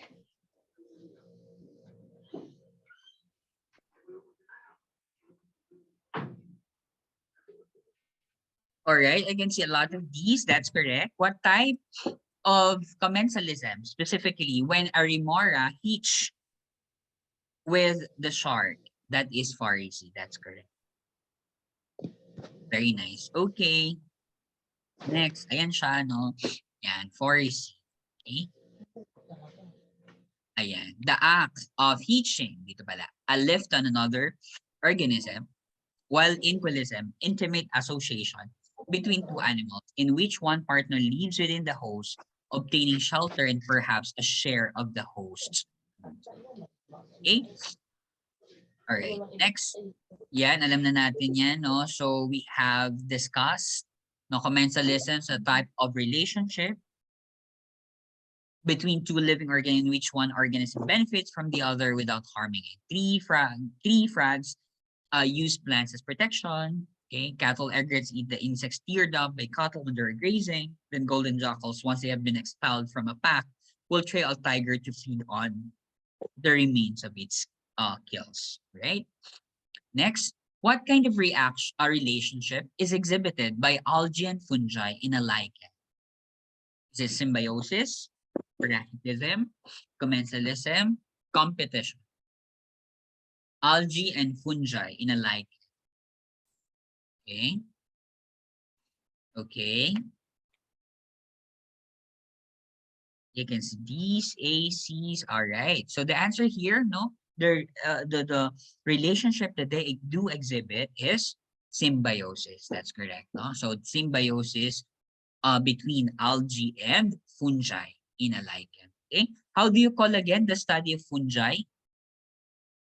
How do you call the study of fungi, including studying of mushrooms, bread molds, yeast? Yes, that is mycology. How about the study of algae? How about the study of algae? How do you call the study of algae? Starts with letter P. That's correct. So we call it phycology. So phycology is the study of algae. Mycology is to the study of fungi. All right. Sige. Next. Yeah, this is a lichen symbiosis. No, for fungi, mycobiont, fungal partner. It could also be photobionts, one of both, no, as an algal partner, no, like cyanobacteria. So basically, lichen, the relationship between fungi and algae is actually symbiosis. Okay. All right, so photobiont, photosynthetic component of a lichen, which may be either a green alga or a cyanobacterium. So it's the algae component, while the mycobiont is the fungal component. Okay, so photobiont, either a green algae or cyanobacteria, and this one is a filamentous fungus. It's responsible for providing food for the fungus by undergoing photosynthesis, while this one's providing shelter and absorbing water and nutrients for the alga, or the cyanobacteria, or the photobiont. And so there is Simba use. Okay. Next.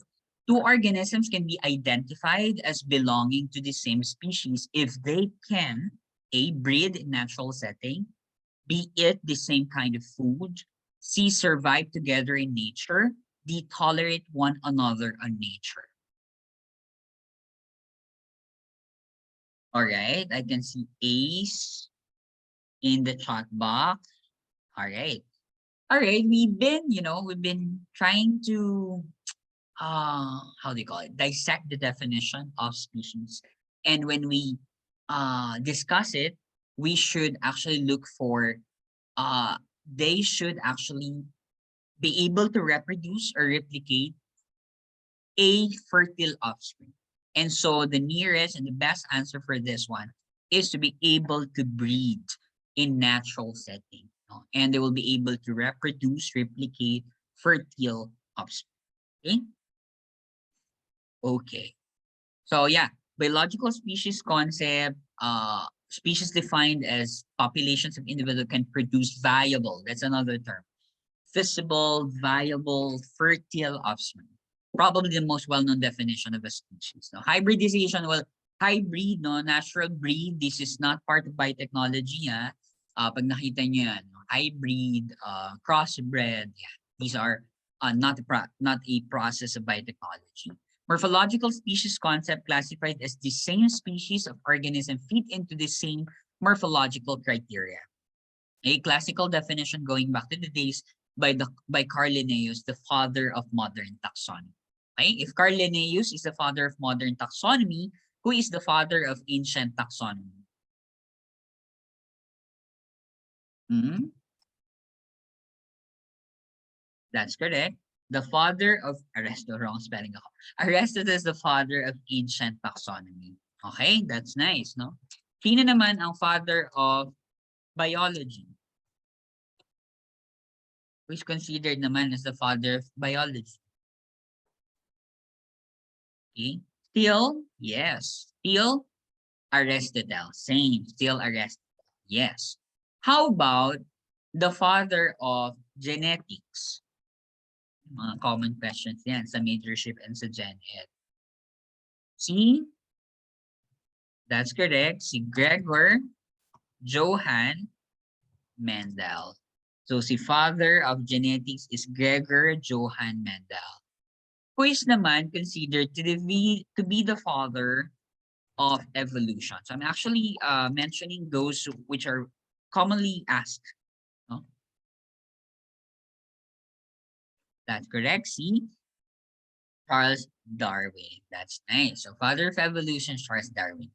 Okay, may nakakatawa pa, no? Father of, sabi nila, sabi ng PRC, father of penicillin. Ano daw? Nakakatuwa yung mga tanong minsan eh. Yes, that's correct. Si Alexander Fleming. So, father of penicillin, si Alexander Fleming. Okay. I think meron pa akong isang tinanong na father dito sa slide natin when we discuss some concept in earth science. Okay? Alright, sige. Yeah, this is also something to do with our common ancestor of crocodilian dinosaurs and birds. You can see lizards, crocodilians, thesaurus, pterosaurs, ornithischian dinosaurs, saurischia dinosaurs, and the birds. No? So crocodile and birds, no, we asked that when we had the day 2 of our review. Those which are closely related. No?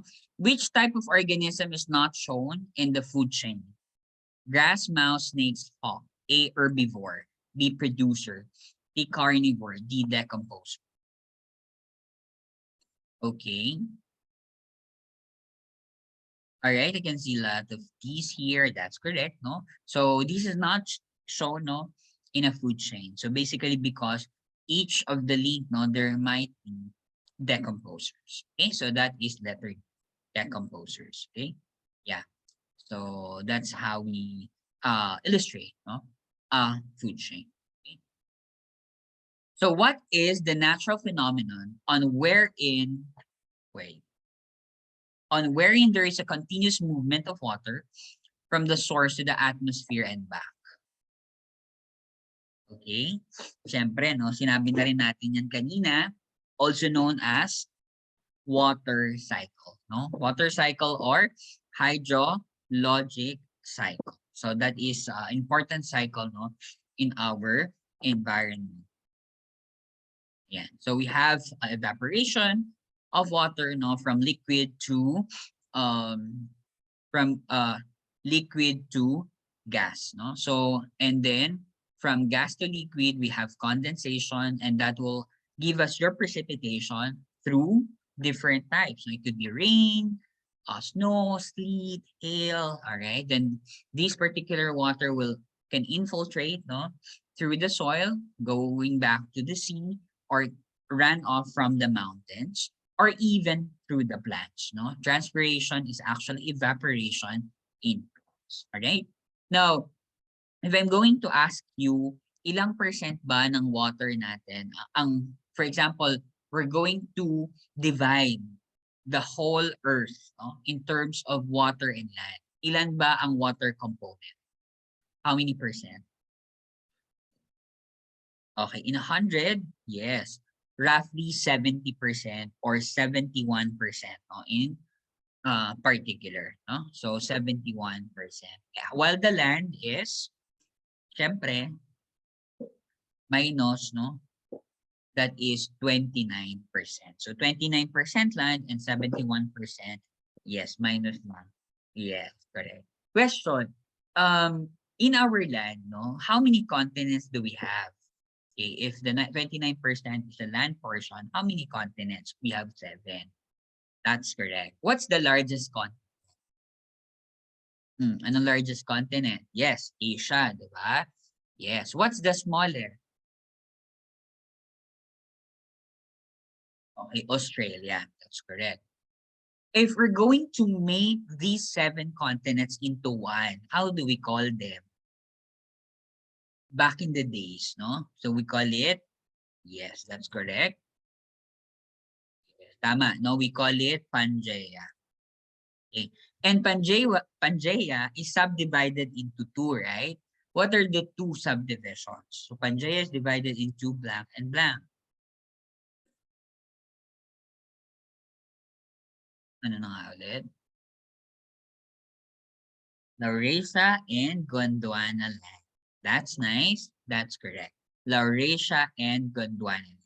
Tatandaan just in case, no, because we're talking about earth science, this might come up, might come out. Okay? So that's for hydrologic cycle. Next question, which statement best describes the climax stage of an ecological succession?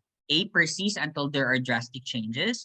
B, represent initial stage of evolution. C, will change from season to season. Or letter D, populated only by plants.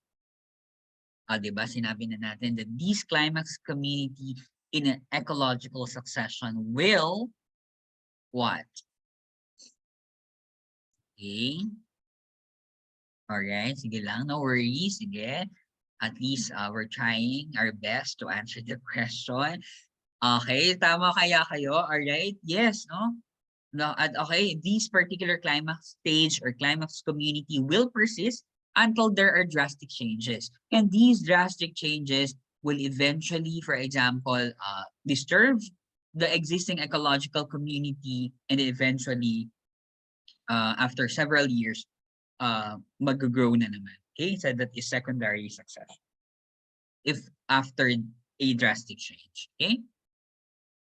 Okay, next. So you can see here, no, the climax community, no, from here, likely position of domed water table, then dune slack with higher water table. Eventually, there are small trees, pine, birch, alder, and some other plants. So basically, that's a climax community which will persist unless there is drastic change.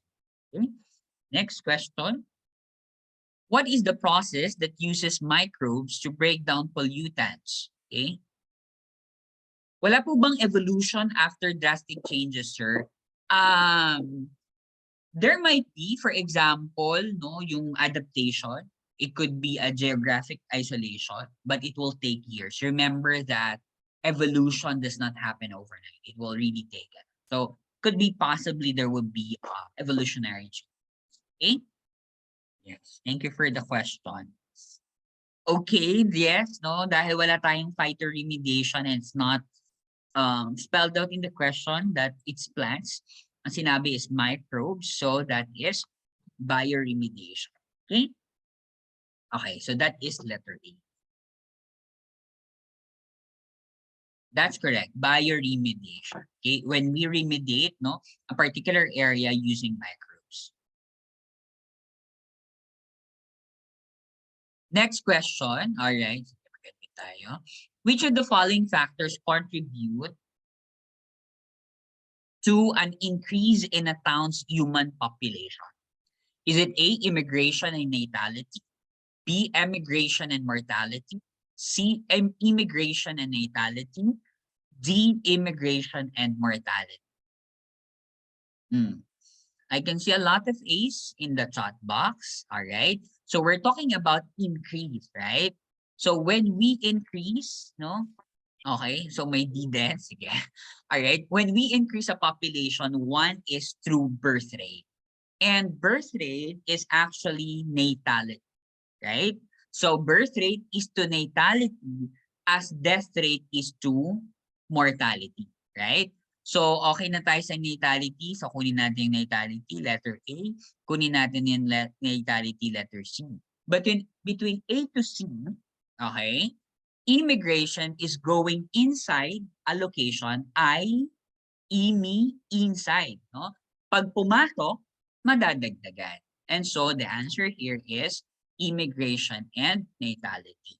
Pag emigration, exit, no? Ibig sabihin, mababawas sa from the area. And so that is a decrease in population. But the question is focused on increasing, no, a town's human population. So most of you got it correct. Okay? Next question. Okay, mag-admit. Ayan, so ito yan. To illustrate that, yeah. So we have emigration. So once an organism exit, no, from this area, then that is an emigration. And once these species enters an area or get inside the area, and so there is a increase in population, so that is immigration. So what is our umbrella term in emigration and immigration? Ano na nga yung term natin doon?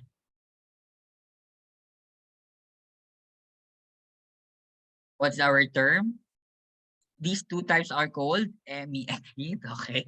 Alright, gusto ko yan, no? We call it migration. So the movement, no, of organisms in one area to another area. Okay. Next, food preparation is handled well to avoid spoilage caused by blank in the preparation and processing of the food products. A, mislabeling. B, bad weather. C, unsanitary conditions. D, miscalculations. I can see some C's in the chat box. Alright. Sige, mag-admit mo na ako. Okay, that's correct. Unsanitary condition, no? So that's why our there should be an environmental sanitation monitoring accreditation sometimes, no, sa mga ano natin, mga food areas. So it's very important, mga food preparation areas, so that we will be able to prevent food intoxication, okay, or food poisoning. Okay. Next is a group of interacting plants, animals, and human in particular area. A, structural. B, food chain. C, living organism. D, ecological community. Okay. Alright. So pinaganda ulit dito, no? The group of several populations. Population plants, animals, and human. Alright. So this is pertaining to ecological community. So different populations interacting, no, in an area. So that is an ecological community. That is correct. Okay. Next question. Ayan. So ecological community, no, interactions between all living things in an area. There is what we call co-evolution, changes encourages by interactions between two or more species, no? So like for example, predator and prey, herbivore and plant. So there is a co-evolution, no? So we coexist, we co-evolve because we need each other. Like for example, prey A predator needs a prey, and prey will continue to grow tawag dito limitless if there is no predator as well, no, magiging invasive. So food availability creates complex interactions, like example, the optimal foraging theory. Yeah, the interdependence of species, the coevolution, the coexistence. Animal must balance the energy and spend to get food with the energy they get from eating it, and determines diet. No, it could be your diet could be you're a specialist, or or you are a generalist. When you are a generalist, you can eat several or different kinds of food. But when you are a specialist, you are also only eating one special food. Like for example, in the case of panda, they do eat bamboos, no? And these bamboos are actually types of grasses, no?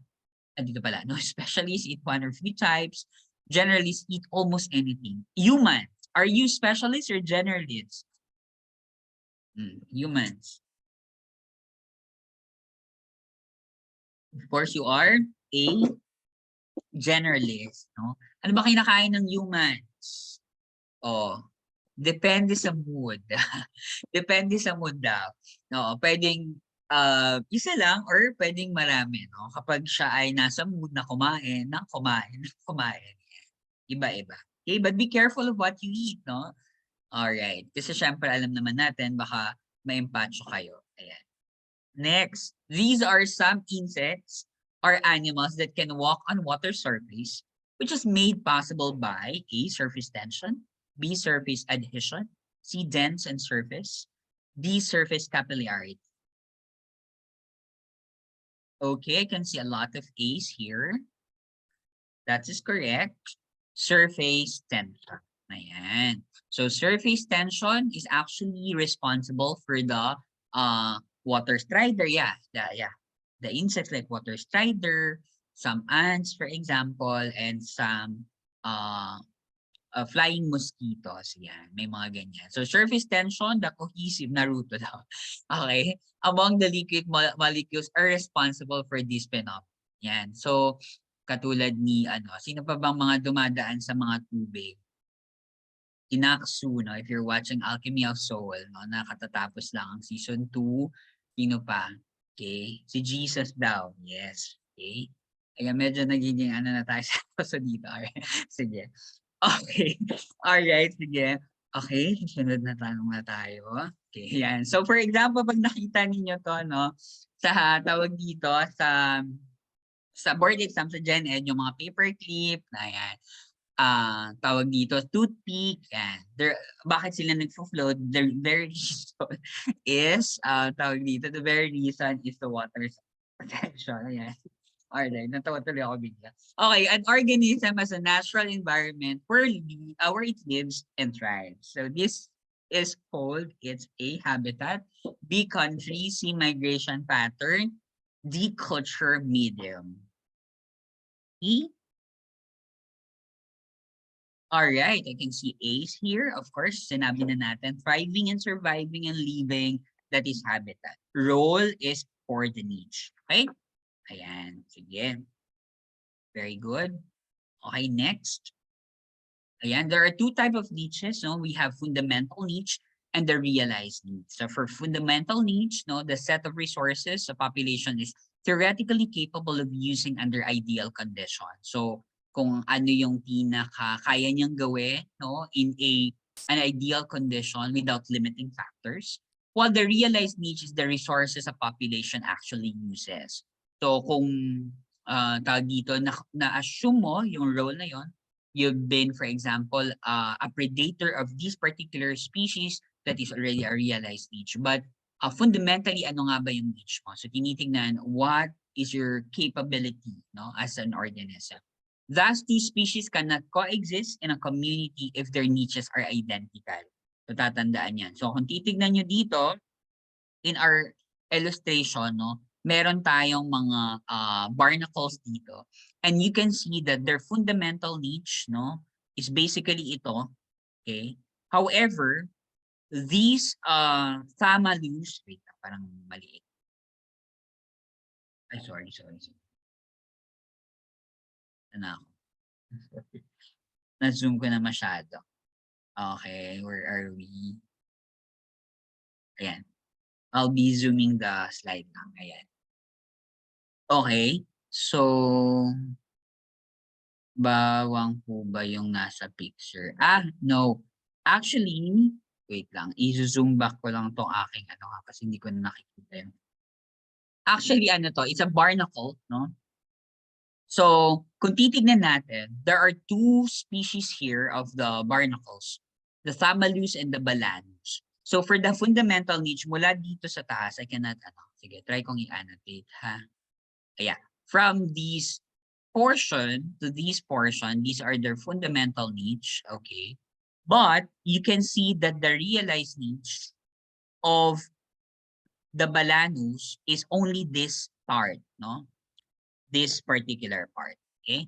While the Thamalus is only this part. The higher part is for the Thamalus, while the Balanus is for the lower part. Meaning, these two species cannot, okay, at the same time occupy a certain niche. Sinasabi ito ng ating this is an ecological principle that no two species can occupy the same niche at the same time. All right? So tatandaan nyo, baka lumabas din to. There are no two organisms should occupy the same niche at the same time. And so the niche for Thamalus is in the upper part, no, of the water, well, upper part, no, I mean of this area, while the Balanus is in the lower. Okay? Okay. Yeah, I'll go back to the slide. So how do I go back? Okay. Wait lang, check natin kung meron tayong barnacle. Yeah, law of impenetrability. The same is true, no, with the tawag dito in non-living, okay? No, sa ating matter, no, one of the characteristics of chemical characteristics or chemical property of matter is the impenetrability, where no two molecules can actually penetrate at the same time. So that's correct. Okay. So next, ayan. What organism is capable of making its own food by producing complex organic compound from simple substance using light or chemical? Parang tanong na natin. Okay. So this is already a repeated question. So syempre that is yes, autotroph or autotrophic organism. Okay. All right. Yes. Next question. Okay, let me just check if we have still people coming in. All right, yeah. Next, ayan, so we already no, discussed this. Okay, next, a mango tree is planted beside the sampaguita plant in a garden. They demonstrate the following relationship: A, commensalism; B, mutualism; C, competition; D, predation. All right, so they're actually exhibiting what relationship?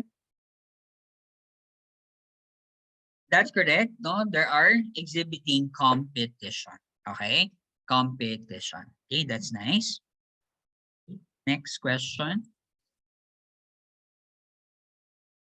All right, so we mentioned this, not positive for mutualism, where both organisms benefit in the interaction. Commensalism is positive 0 when one species benefits, the other is unaffected. Neutralism 0, population do not affect one another. Now there are instances that way, no, neutralism, but this is very parang they do not consider this as an interaction since this is neutral. Commensalism, the one I mentioned earlier, 0 negative. One species is unaffected, one is disadvantaged. This is also true with yeah, the phenomenon of eutrophication, algal bloom, no? Predation, parasitism, positive, negative, positive for the predator, positive for the in parasitism, saan ang positive sa parasitism? Anong organism ang nagbe-benefit? Pag parasitism, it's the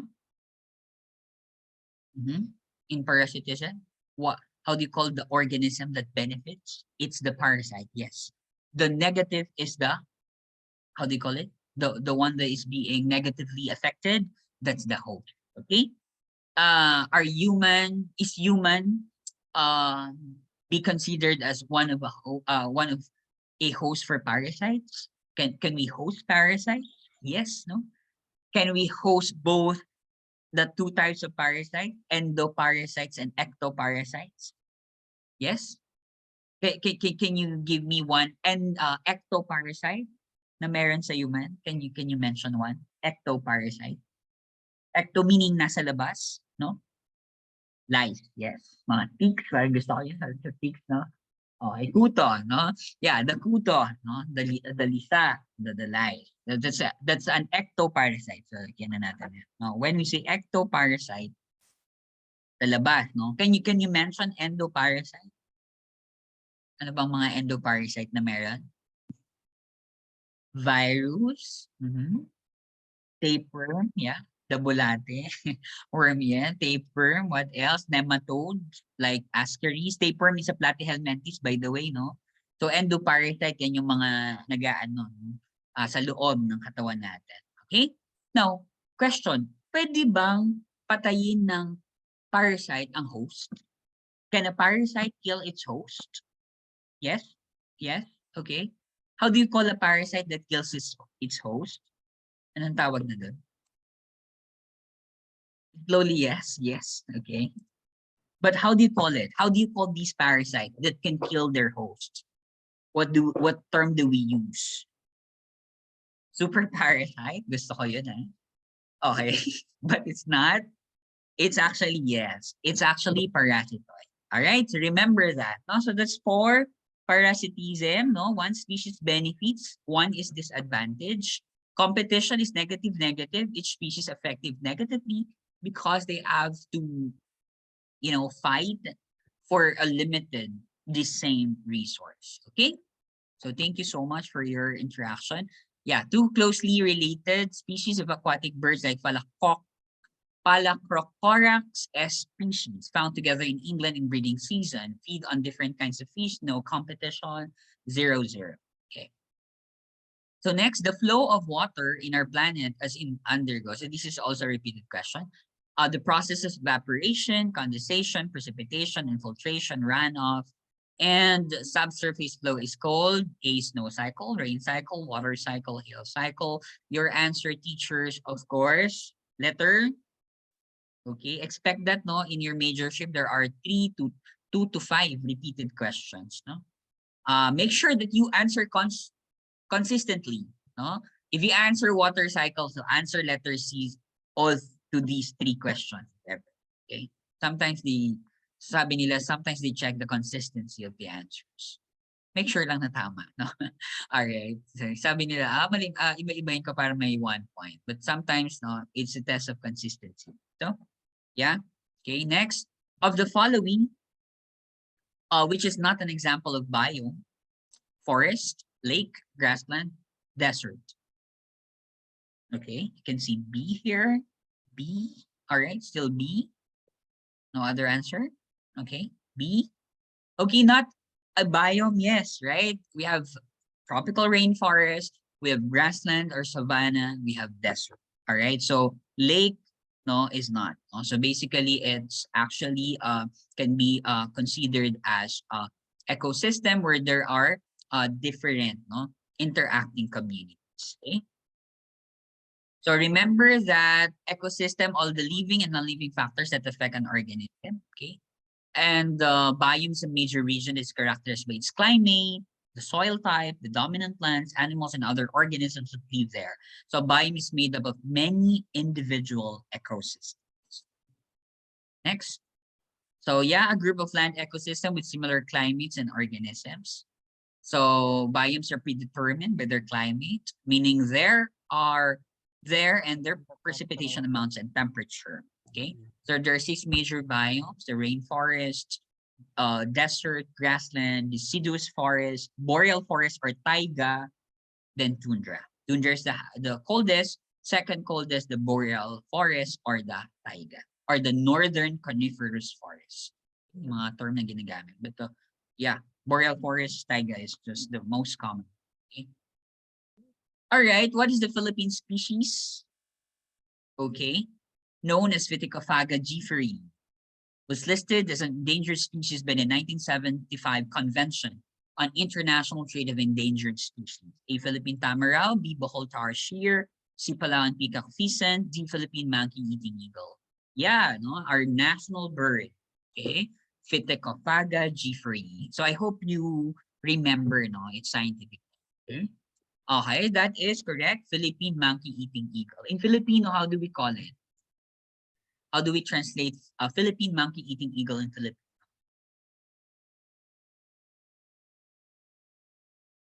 Okay, tinatawag siyang haribon, no? Tama naman. Pero, ano yung talagang general term? Tinatawag siyang sa Filipino na banog, no? That's the Filipino translation. Agila, pwede na rin, no? But specifically, kasi syempre maraming alga, but Philippine monkey-eating eagle is a banog. So, ano kinakain ng Philippine monkey-eating eagle? Anong diet niya? Yes, no? Meat eater siya. It's a carnivorous, no? And mahilig siya talaga sa mga monkeys. That's why monkey eating siya. And I mentioned that Philippine monkey-eating eagle is monogamous. So pag nakahive siya ng partner niya, that particular partner will be his or her, no, I'm not sure of the gender, his or her partner for life. So unless namatay, no, so he has to find. But yeah, they're monogamous, very loyal. So monogamy is very common in the Philippines, no. But in the Mindanao area, there are also polygamous relationship. When you say polygamy, two or more, no, either a husband with two or more wives, or a wife with two or more husbands. Okay. All right. Next. Yeah, this is the Philippine eagle, the Philippine monkey-eating eagle, Phytophaga gifferi. We also have the Palawan peacock pheasant. If you go to Puerto Princesa City, you would see that the logo of the Puerto Princesa City is the the feather of the peacock, because you can find a lot in Puerto Princesa, the Palawan peacock pheasant. Polep Lectron napoleonis, no? So that's the scientific name. Okay. Ano pa? Okay, ito, Philippine tamarau, no? So Bubalus mindorensis, okay? So Philippine tamarau is endemic in Mindoro. That's why it's mindorensis for the species. How about the Philippine carabao? What's the scientific name of Philippine carabao? If Bubalus mindorensis is the Philippine tamarau, the Philippine carabao or the Philippine water buffalo is Bubalus. Yes, correct. Bubalus bubalis. O, di ba? Daling tandaan. Bubalus bubalis. Okay? So that is for Philippine water buffalo or Philippine carabao. Okay? Thank you. All right. This is naman your Bohol tarsier, no? Yeah, Tarsius cyricta that you can find in Bohol. Okay? So, sadly, during the recent typhoon that affected Cebu and Bohol, the Bohol conservation area was slightly washed out. So parang there was like loss of a number of tarsiers being conserved in the area. I hope ay ma-replenish yun, no? Ayan. Nakakita na ba kayo ng tarsier? Were we able to see tarsier in person? Meron na ba sa inyo dyan? Say yes pag yes. Hindi pa po.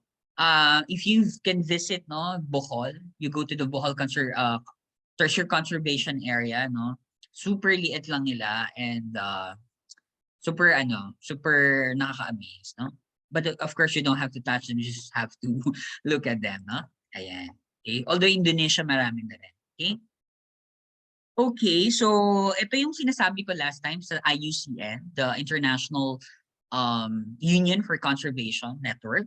So kapag not evaluated ang isang species, hindi pa siya na-evaluate kung anong conservation status. By the way, ang tawag natin dito ay mga conservation status or status, sabi ng mga English majors. Conservation status. So pag data deficient, meaning evaluated but there is lacking data, okay? Pag naman sa part ng adequate data, okay, meron tayong least concern, hindi masyadong okay lang, no? Okay pa sila, may marami-rami pa sila, okay? Uh, Sufficiente, no? Adequate. Near threatened, malapit na, no? Malapit ng ma-threaten. At kapag threatened na sila, nandito na sila sa tatlo, no? Sa extinction risk, no?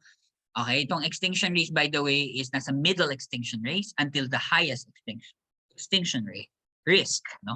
Lower extinction risk itong mga to. So vulnerable, pag mas mataas sa vulnerable, endangered, then mas mataas sa endangered, critically endangered. I'm sharing this just in case. Malay nyo, baka conservationist yung isa sa mga gagawa ng exam, di ba? At least you know this.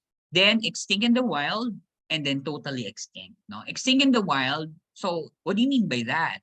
Well, extinct in the wild, we cannot find it in the wildlife, but conservation areas, no, or those tawag dito, conservation areas in captivity. Nasa mga ano na sila, in situ conservation, no? Ex situ sa wildlife, no? So extinct wala na talaga. Okay? So from not evaluated to extinct. What else?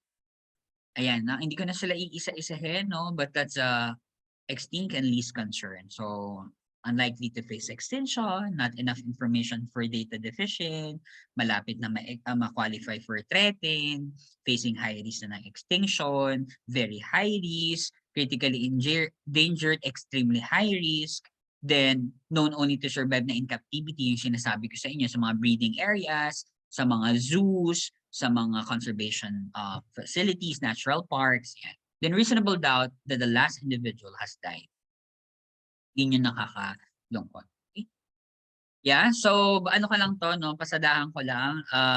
In the Philippine 1,000 peso bill, you have the Tubataha Reefs Natural Park. It's a UNESCO World Heritage Site.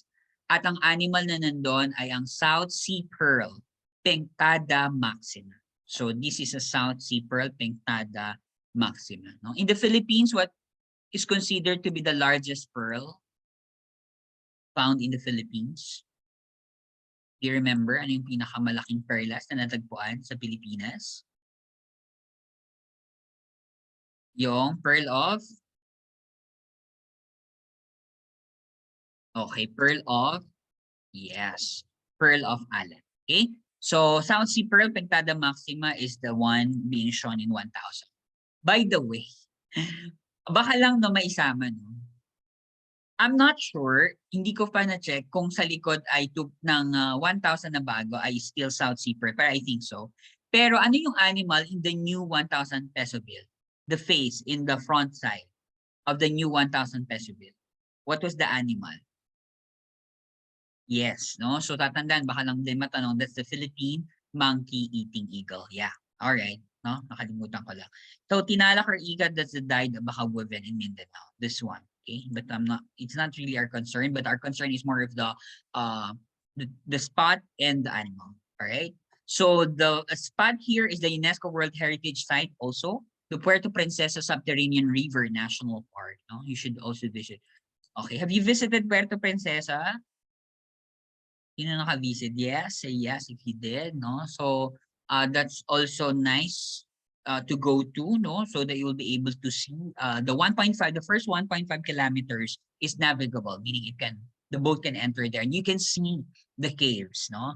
The stalactites and stalagmites. So stalactites sa taas, stalagmites sa baba, no? Spelunking is where you actually hop from one cave to another. Okay, so that's for this one. Blue-naped parrot. Kasi medyo blue yung ano niya sa medyo bandang bato. Tenignathus luscionensis, that's for 500. We also have the Tarsius syricta, tarsier, the Bohol chocolate hills. No? For 100, we have the Mayon volcano and the animal whale shark, Rhincodon typus. No, the whale shark, the very known whale shark. And for the Philippine 50 peso bill, we have the Taal Lake. The animal is Maliputo, the Caranx ignobilis. No? Yes. And we also have the 20 peso bill, Banawe rice terraces, another UNESCO World Heritage Site, and the animal is palm civet, Paradoxurus hermaphroditus. Saan known ang palm civet? Commercially, saan? Ano yung binibigay niya na sobrang mahal? That's correct, no? Coffee, no? Sa anong part? Anong part yung kinukuha sa kanya na ginagawang coffee? Yung kanyang feces or dung, yes. Talagang ano 'no, very ano tayo very scientific tayo 'no. Feces, dung, sa bagay, tae, okey. Alright, sige. Okay, sige. Okay, um, wala, naano tuloy ako, na ano ako. Alright, sige, natuwa ako. Udo. So, udo is a Bicol term. Okay. So, at least I learned something today. Okay, kaya lang medyo ano 'to, medyo nice. Alright. Who was the author of Principles of Geology, who gave evidence that Earth was subject to slow but continuous geological cycles of erosion and uplift? A. Charles Lyell, B. Charles Darwin, C. Charles Lamarck, D. Charles Windsor. Lumabas 'to several times na rin 'no, in Majorship 'no. Okay, so baka ilabas ulit. So, Principles of Geology, that is Charles Lyell. Okay, letter A. So, tatandaan na, it's Charles Lyell, the Principles of Geology. He was able to write, no, the book Principles of Geology, tawag dito, discussing, no, the different fundamental ideas, no, about geology or the study of the Earth's structure. Okay, next, no, the law of use and disuse. Jean-Baptiste Lamarck, no, Evolution by Transformation, published in 1809. He was known for his law of use and disuse. Long-necked giraffes evolved as generations of giraffes stretch, no, their necks to reach higher leaves. So once a particular body is being used, all right, and that particular part will actually be improved and will retain. But if a particular part of a body is no longer useful, then it will actually be disappeared or will be removed. Okay, sabi nila, ang mga tao daw ay may buntot noon. Do you agree that we have tail? No? In the earlier parts, no, meron daw tail ang Homo sapiens. Okay? Ang mga Homo genus, no? Pero because hindi naman daw nagagamit ang tail, so nawala. But pag tinanong sa board exam, what was the evidence that there was really a tail? Yes, the evidence ang advance, 'di ba? Tinatanong ko pa lang, yes, coccyx, no? So our tailbone, no? Or the coccyx bone. Okay, so the tailbone is actually an evidence, okay? Yeah, it states that when certain organs become specifically developed as a result of some environmental need, then that state of development is hereditary and can be passed on to progeny. Pag sinabing progeny, anak lang. No? Medyo maganda lang. Progeny, no? So yung kanilang mga offspring. Okay? Next, what is true about herbivores? No? A, they are main producers in the food chain. B, they are at the apex of the food chain. C, they can be producers if given adequate water and food. D, they are only consumers. What is true about herbivores? Okay.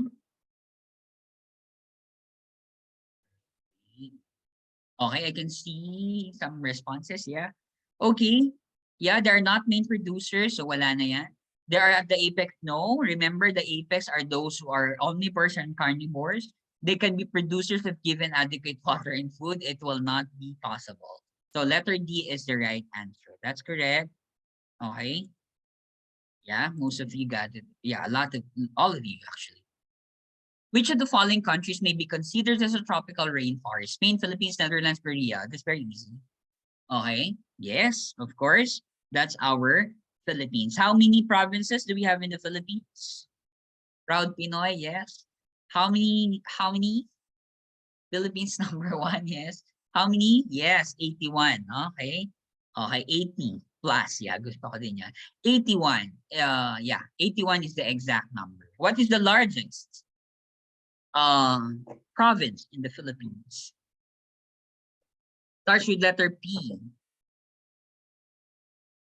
Yes, it's Palawan. Alright? So kapag natuloy, hindi ako sure kung ano nang kumusta na ang kanilang referendum because they are planning to divide the Palawan into 3 provinces. Pag nagkataong ma-divide yun at matuloy, magkakaroon na tayo ng 83 provinces. Okay, but for now, 81. Okay?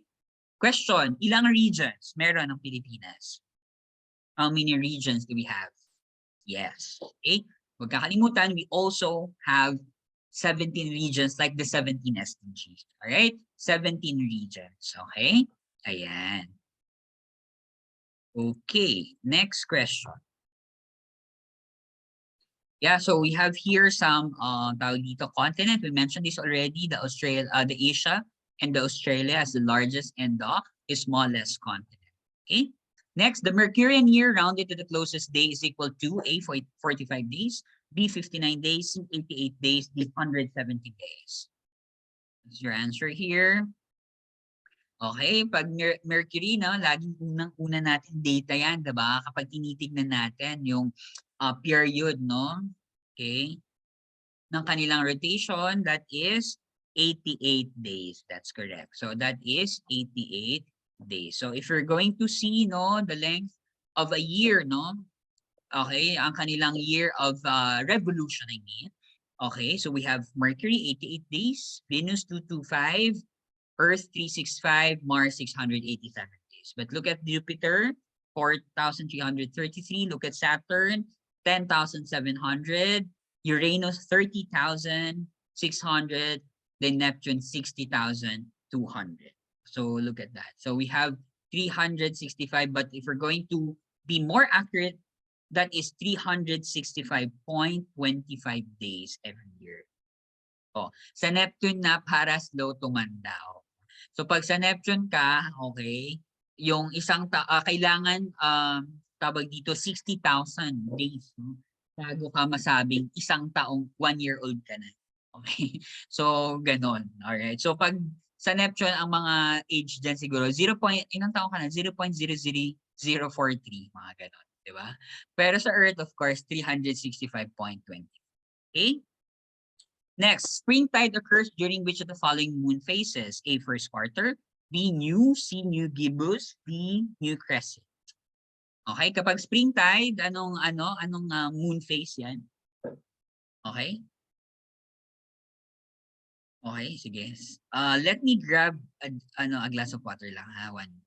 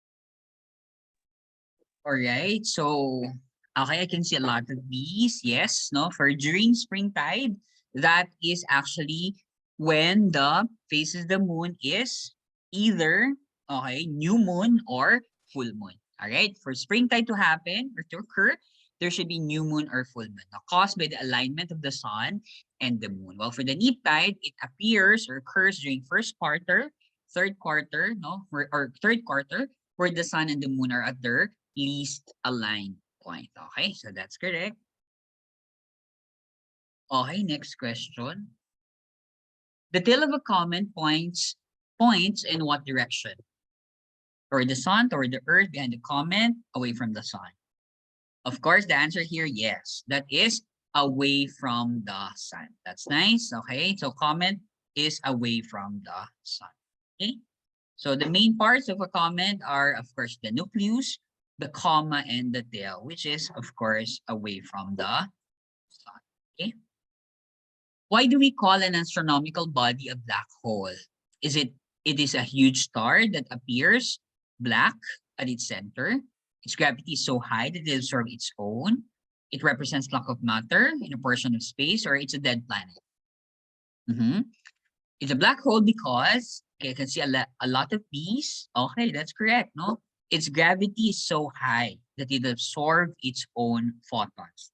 And once it absorbs its own photons, it becomes black, no? So that is black hole, all right?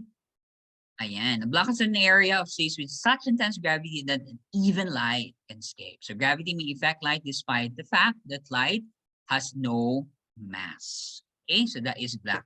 Next, what is the approximate age of our sun? A, 1 billion years, B, 2 billion years, C, 5 billion years, D, 20 billion years. So 4.7 or 5 billion years. So 5 billion years. So basically, that's the approximate age of our sun. Compared to other stars, we can consider sun as still young, no? Still young. All right. So next. Yeah.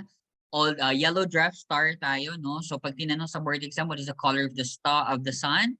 That is yellow, no? G2, no? So G star siya, which is yellow. A hot glowing ball of hydrogen and helium. So pag tinanong sa board exam, what are the two major elements, no, that compose the sun? That is hydrogen and helium. Okay, yes, middle-aged star.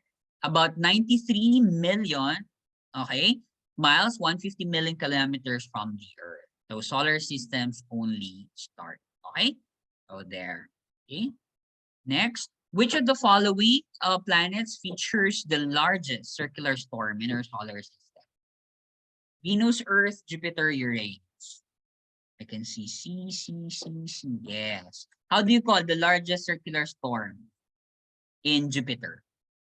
We call it the GRS, the Great Red Spot. No? So the Great Red Spot is actually a cyclonic storm. Okay? Yes, no. So Jupiter is the largest planet in the solar system, while our Mercury is the smallest. In 2005, what was the smallest planet? In 2005, what was the smallest planet? If that's the question in your majorship, what will be your answer? Okay, your answer will be Pluto, because it was in August 2006 when it was demoted as a planet. So prior to 2006, Pluto was the smallest planet. But for now, because it was demoted into dwarf planet, Mercury now is the smallest planet. The GRS, or the Great Red Spot, long-lived enormous storm system. It's a cyclonic storm. Ganymede is the Jupiter's largest moon, and not only that, Ganymede is the largest satellite in the solar system. Jove is the older name of the Roman god of sky and thunder, and so Jove is another name for Jupiter. Okay, that's why two types of planets exist, right? The rocky planet, or the terrestrial planets, and the gaseous planets, or tinatawag na gaseous planets or Jovian planets. That is correct. Okay. Yes, tama kayo dyan, no? That is Jovian planets. All right. Okay, next. Which of the following statement best characterizes the solar system's current model? A, the sun orbits planets and the moon orbits Earth. B, the sun orbits planets and Earth orbits the moon. C, planets orbit the sun and the moon orbits Earth. Or letter D, planets orbit the sun and Earth orbits the moon. I can see C's in here. Yes, no, very obvious. That is planet orbiting the sun and the moon orbiting the Earth. Okay, so this is the current model, no, of our solar system. Okay. Yes, that is heliocentric model. No, that is heliocentric model. Geocentric, when the Earth is at the center. Okay, which is popularized by Eudoxus, the pioneer of this thought, and then Ptolemy of Alexandria, or Claudius Ptolemy. Okay, while heliocentric, Earth and planets revolve around the sun at the center of the universe, popularized by Aristarchus of Samos and advocated really for a long time, Nicolaus Copernicus. Okay? Yes. Okay, tatandaan, geocentric is to Ptolemy, heliocentric is to Copernicus. Okay? Next. The boulders that penetrate the Earth's atmosphere and leave a path all the way to the ground without totally burning up are known as blank. Meteorites, meteors, asteroids. So they were able to reach the ground. If they were able to reach the ground, we call them meteorite. If they are in the outer space, anong tawag sa kanila? There are, okay, na-double ko pala to, pinuralize ko lang. They are called meteoroid, no? So they are meteoroid if they are in the outer space. Once, okay, they enter the Earth's atmosphere, they are now known as the meteor. Okay? So meteoroid na pag nasa outer space, then once it enters the Earth's atmosphere, meteor, kaya meron tayong meteor shower. Pag tinanong sa board exam, meteor shower is actually blank. Ano yun? No, yun yung tinatawag ninyo. Yung meteor shower is actually the, anong tawag nyo doon? When you wish upon the sky. Okay, these are actually the shooting star. It's actually meteor shower. Okay, that's correct. Then once it reaches the ground, ayan, tawag na sa kanya ay meteorite. Yes.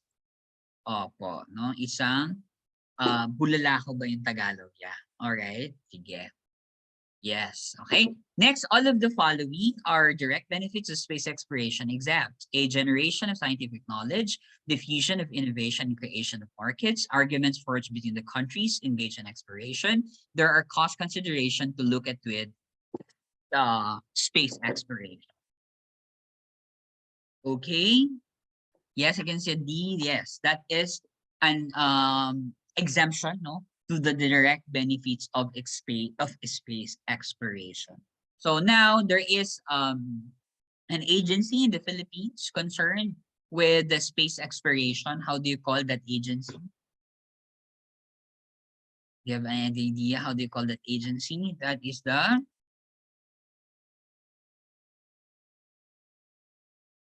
okay, it's actually the PhilSA, no? Or the Philippine Space Agency. So medyo talagang ang DOST very ano na sila, very tawag doon, very supportive, no, when it comes to the development of the Philippine Space Agency or the PhilSA.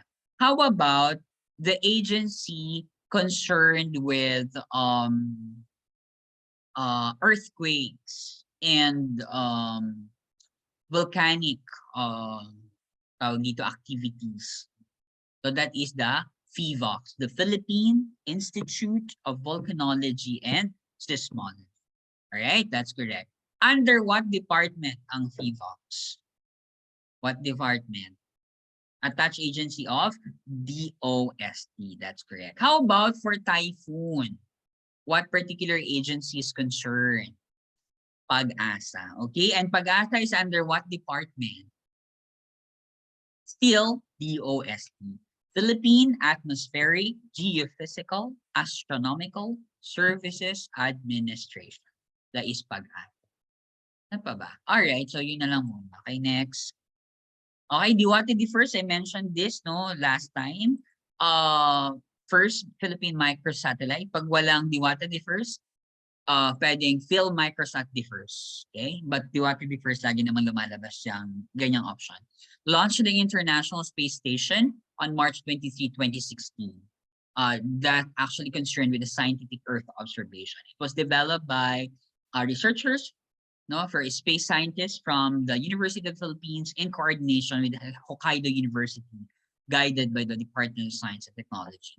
MIDI First is the first nanosatellite of the Philippines, launched on June 29, 2018. Okay? All right, which of the following are indirect benefits of space exploration? A, economic prosperity, B, environmental benefits, C, human experiences expanded, D, all of the above. All right, so for this, no, yes, no, these are all of the above, no. So for prosperity of economy, environmental benefits, human experience is expanded. So these are some of the direct benefits. People are also inspired, scientific knowledge is generated, national technical competencies improved, innovation is transferred, capacity and productivity are working space are enhanced, market for space products are created, and international space exploration are strengthened. For indirect, economic prosperity, health, environmental benefits, safety and security, human experience expanded, and understanding humankind's place in the university is expanded. This is according to the International Space Exploration Coordination Group in 2030. Okay? So next, the universe is believed to be composed of units called galaxies. Galaxies appear very bright because they are composed of billions of luminous bodies. Okay? Ano ang mga ito? Okay, what are this? Which of these are considered luminous bodies that make up the galaxy? That's correct. These are the stars. Okay? These are the stars. Yeah. Sa Filipino, how do we call the stars? Ang mga, okay, ang mga bituin o ang mga pala. Diba? Ang gaganda sa Filipino. Pag planet daw, is it planet or is it buwan, no? Pag moon, no? Pag planet, parang buntala. Parang ganun eh. No? Have you heard? Okay. SKF. Nova is an explosion which is not considered as a body. This is able to produce its own light. Stars are the only body capable for its production of light through thermonuclear fusion. Okay? So yeah. Okay, planets and satellites are opaque bodies that they can absorb light. And we borrow light, specifically on Earth, we borrow light from the sun. Okay? Which among these tools first invented in 1500, which until now are used for viewing distant objects? A, kaleidoscope, B, spectroscope, C, microscope, D, telescope.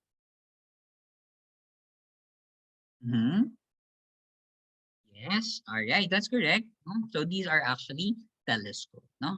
So this is very crucial in tawag dito space exploration. So kaleidoscope produces abstract images by combining reflected images. Microscope, ginagamit natin yan, especially in biological and microbiological tawag dito, exploration for image of small objects by naked eye.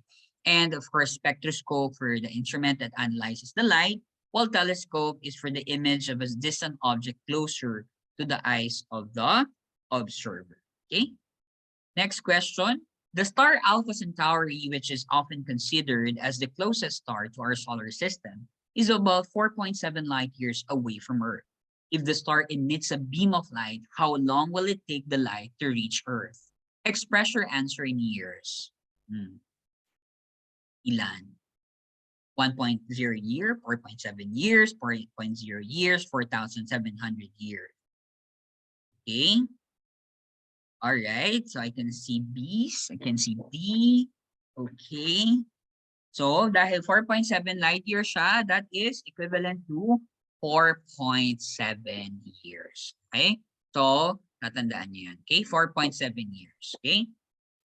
Ayan. So this is due to the fact that a light year is the distance traveled by light in a year. So this means that 4.7 light years is the distance traveled by light in 4.7 years. Just in case, no, may ganyang tanong, at least you know, no, how to, madali lang naman yan, no? Just have to multiply it by 1 year. Okay? Antares is a red star, Arcturus is an orange star, while the sun is a yellow star. Which among these stars is the youngest star?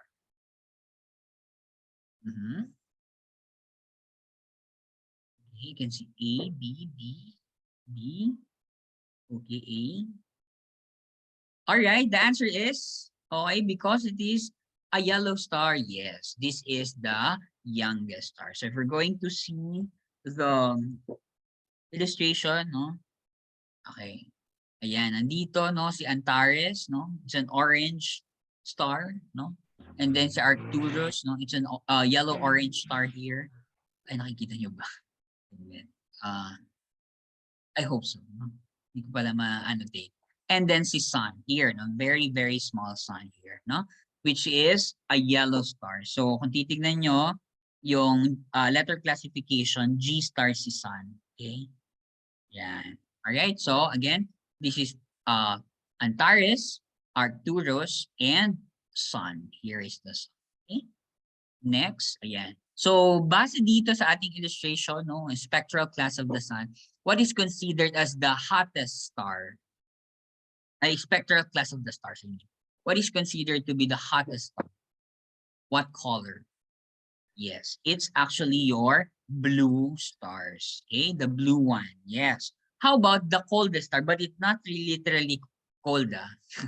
The coldest star is, of course, the red one. So the M star is actually the coldest with less than 5,000 Kelvin. No? 0 to 5,000 Kelvin. A relatively cold, yes. Compared to the blue one with 30,000 Kelvin. Okay.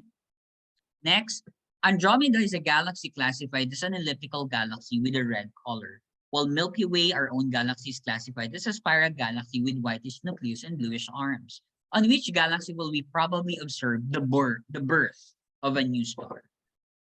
Andromeda, Milky Way, irregular galaxy, there is no enough information. It's in the, okay, pag ganito ang tanong, well, where we will probably observe the birth of a new star, it's actually Milky Way. Okay, sasagot nyo. Milky Way. So Milky Way is actually where it's a bluish galaxy that can be considered as the home of new stars. So while Andromeda, a reddish galaxy, is composed of reddish stars, which are low energy stars. So it's in our very own Milky Way galaxy. Okay. Ayan. Yes. All right. So that is Antares is a red star, Arcturus is an orange star, while the sun is a yellow star. No? So kanina, sinabi na natin to, ano yan? Which is the arrangement from age, from youngest to oldest. Okay? I can see these. Okay. Sun, Arcturus, Antares. Okay. Okay, from youngest to oldest. So that is Sun, Arcturus, from youngest, Arcturus and Antares. So the answer here is letter D. That's good. Okay. So next. Wait. Okay, so wait lang. Let me reshare.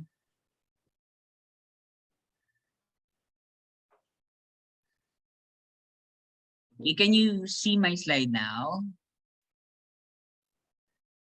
Sorry, mali ang nag-a-admit kasi ako. Can you see? Yes, type 1, please. Yeah, okay. So let's proceed.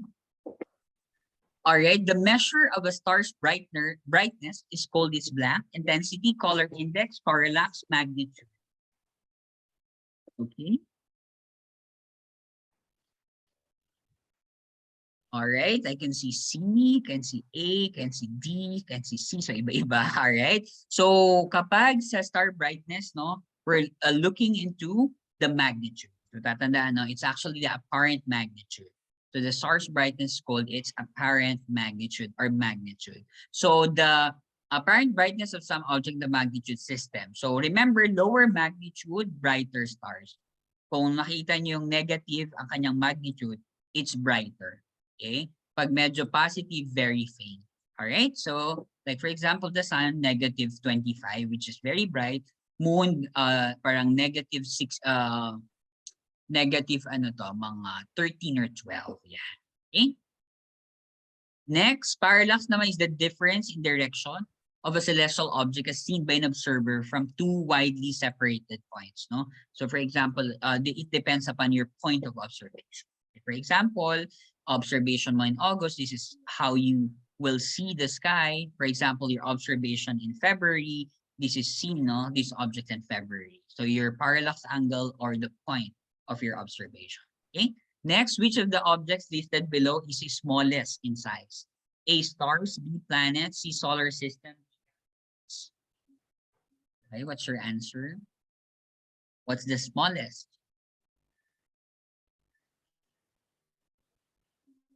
All right, so that's correct. No, the planets are actually the smallest. Okay, so if we're going to compare, we have the universe as the largest, followed by galaxy, solar system, a star, planet, moon, and asteroid. That's from largest to smallest. Okay, next. Which among the following is an evidence that the universe is an expanding universe? A, motion of the sun around an external axis. B, motion of the earth around the sun. C, perception of planets. D, redshift phenomenon. Okay, so the evidence is, of course, no, you always hear this one. It's actually due to the redshift, or because of the redshift phenomenon. So this could be an evidence in the expanding universe. Okay, so yeah. So Hubble's line, the redshift, is a phenomenon due to Doppler shifting. So the shift of light from a galaxy to the red end of the spectrum indicates that the galaxy is moving farther away. So this is evident for the Big Bang theory because it tells us that the universe is still expanding. And the most widely accepted theory in terms of the origin of the universe is what theory? What is the widely accepted theory? If that will be the question.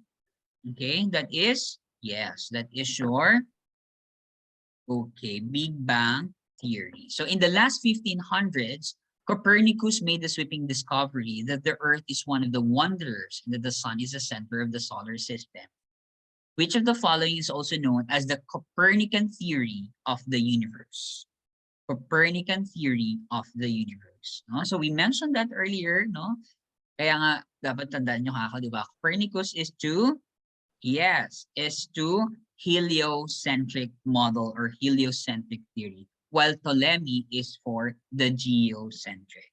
Okay, so that's nice. Okay, very nice. Next question. Lunar eclipses are phenomena that include the sun, moon, earth system, or SME. When does a lunar eclipse occur? A, when the moon moves into the sun's umbra. B, when the moon moves into its own umbra. C, when the moon moves into the earth's umbra. Or letter D, when the earth moves into the moon's umbra. Okay. All right. It's actually, yes, it's actually letter D. Okay, when the earth moves into the moon's umbra. All right, so to illustrate that, you can see here, no, this is the moon, no, this is the umbra or the full shadow. Okay, the umbra is actually the darker shadow, while the penumbra is actually the lighter shadow. So umbra, the full or darker shadow, while the penumbra is the partial shadow. So SME is the alignment, no, during lunar eclipse. Okay, so SME lunar. Paano naman pag solar? Yes, Earth is the middle. Paano naman pag solar? What is the alignment? SME lunar, and kapag sa solar, how about solar eclipse?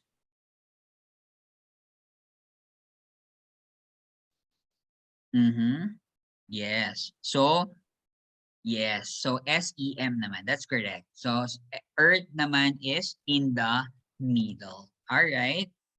Okay. Next. On what phase of the moon will a lunar eclipse occur? Full moon, gibbous moon, new moon, crescent moon. Okay, you can see A here, A. Okay, so pag lunar, yes, no? Pag lunar, full moon. Okay, lunar eclipse, full moon. Pag solar eclipse, ano naman? Pag solar eclipse, ano? Siyempre, pag solar eclipse, that is new moon. So for here, no, full moon. So for lunar eclipse, that is full moon, while for the solar eclipse, the moon is in new moon. All right? Okay, again, solar eclipse, new moon. Lunar eclipse, full moon. All right? So next. Which among the planets is known as the morning and evening star as viewed from the Earth? Mars, Neptune, Mercury, Venus. Of course, this is a very easy one. Okay? Yes, our morning and evening star, that is Venus, the Roman goddess of love and beauty. Okay? Next, different countries in the world have different seasons. Why is this so? A, the Earth is rotating in its axis. B, Earth is revolving around the sun. C, the Earth axis is tilted by 23.5 degrees. The Earth is exhibiting precession. Okay, remember, pag nakita ang season, may dalawang words laging kasama ng season, tilting or inclination. Ng alin? Ng Earth's axis. How many degrees? 23.5 degrees. And so, the answer is letter C. Very good, no? Yan, very easy question. All right, next question. Which process provides most of the oxygen found in Earth's atmosphere? A, aerobic respiration, B, fermentation, C, dehydration synthesis, D, photosynthesis. Siyempre, yung prior knowledge natin about this will, give us a hint that, okay, most of the oxygen in Earth's atmosphere is because of the production released by this process, and that is photosynthesis, as oxygen is considered as the byproduct for photosynthesis. Very good. Okay, yeah. Dehydration synthesis naman is a mechanism of building up molecules by removing water and not oxygen. Okay, again, we still have some few questions. All of Earth's water, land, and atmosphere within which life exists is known as blank. A, biome, B, community, C, biosphere, D, population. I can see A, can see C. All right, I can see C here. So Earth's water, land, and atmosphere within which life exists, and so that is biosphere. All right, so remember, okay, because life existence is our hint word here. Okay, so yeah, next question. Okay, ayan, biomes an area with distinct climate, as we mentioned earlier. Solid waste includes all of the following. Exact. A, newspaper and soda bottles. B, carbon dioxide and carbon monoxide and carbon dioxide. C, food scraps and yard clippings. D, junk mail and milk cartons. Okay, solid waste lahat yan. Syempre yung isa hindi. So that is a form of gas. No? So carbon monoxide and carbon dioxide is the answer. So that's in terms of wastes. In order to preserve the biosphere for the future generation, one must A, put all wild animals in game preserves, B, make use of technology to develop new herbicide, C, explore ways to drain and fill wetlands along the sea coast, or letter D, understand how living things interact with their environment. Alright. Siyempre, sa board exam, bait-baitan tayo, di ba? So, gagawin natin yung pinakatama. No? So that is understanding how living things interact with their environment. I hope that is also true. A science specialist and a science majors, we are the one who are more knowledgeable about environmental conservation. And so we have to actualize what we have been learning for the past years. A certain plant requires moisture, oxygen, carbon dioxide, light, and minerals in order to survive. This showed that living organisms is dependent on blank. Okay, yes, now we've been pointing this out. So that is, yes, that's correct, abiotic factors. So abiotic factors. All right, next question. What component of the atmosphere is responsible for the weather changes? Okay, A, nitrogen, B, particulates, C, oxygen, D, water vapor. All right, I can see D and unsure D. Okay lang. I can see, all right, sige. That's correct, actually. Water vapor, it's the one responsible for the weather changes. So remember that now when you see this question again in your board, in your earth science part, you would answer water vapor. Although water vapor constitute only a small fraction of the gas as compared to nitrogen and oxygen, it is the source of all clouds and precipitation. The water vapor transports latent heat of water from one region to another, and this is the energy source that helps power many systems. Okay? Next, the presence of ozone layer in our atmosphere is of vital importance to those of us on Earth. Why? A, ozone makes life on Earth uninhabitable. B, ozone reflects incoming radiation from the sun. C, ozone absorbs the potentially harmful ultraviolet rays from the sun. For letter D, ozone contributes to a phenomenon we all observe, red and orange color of sunset and sunrise.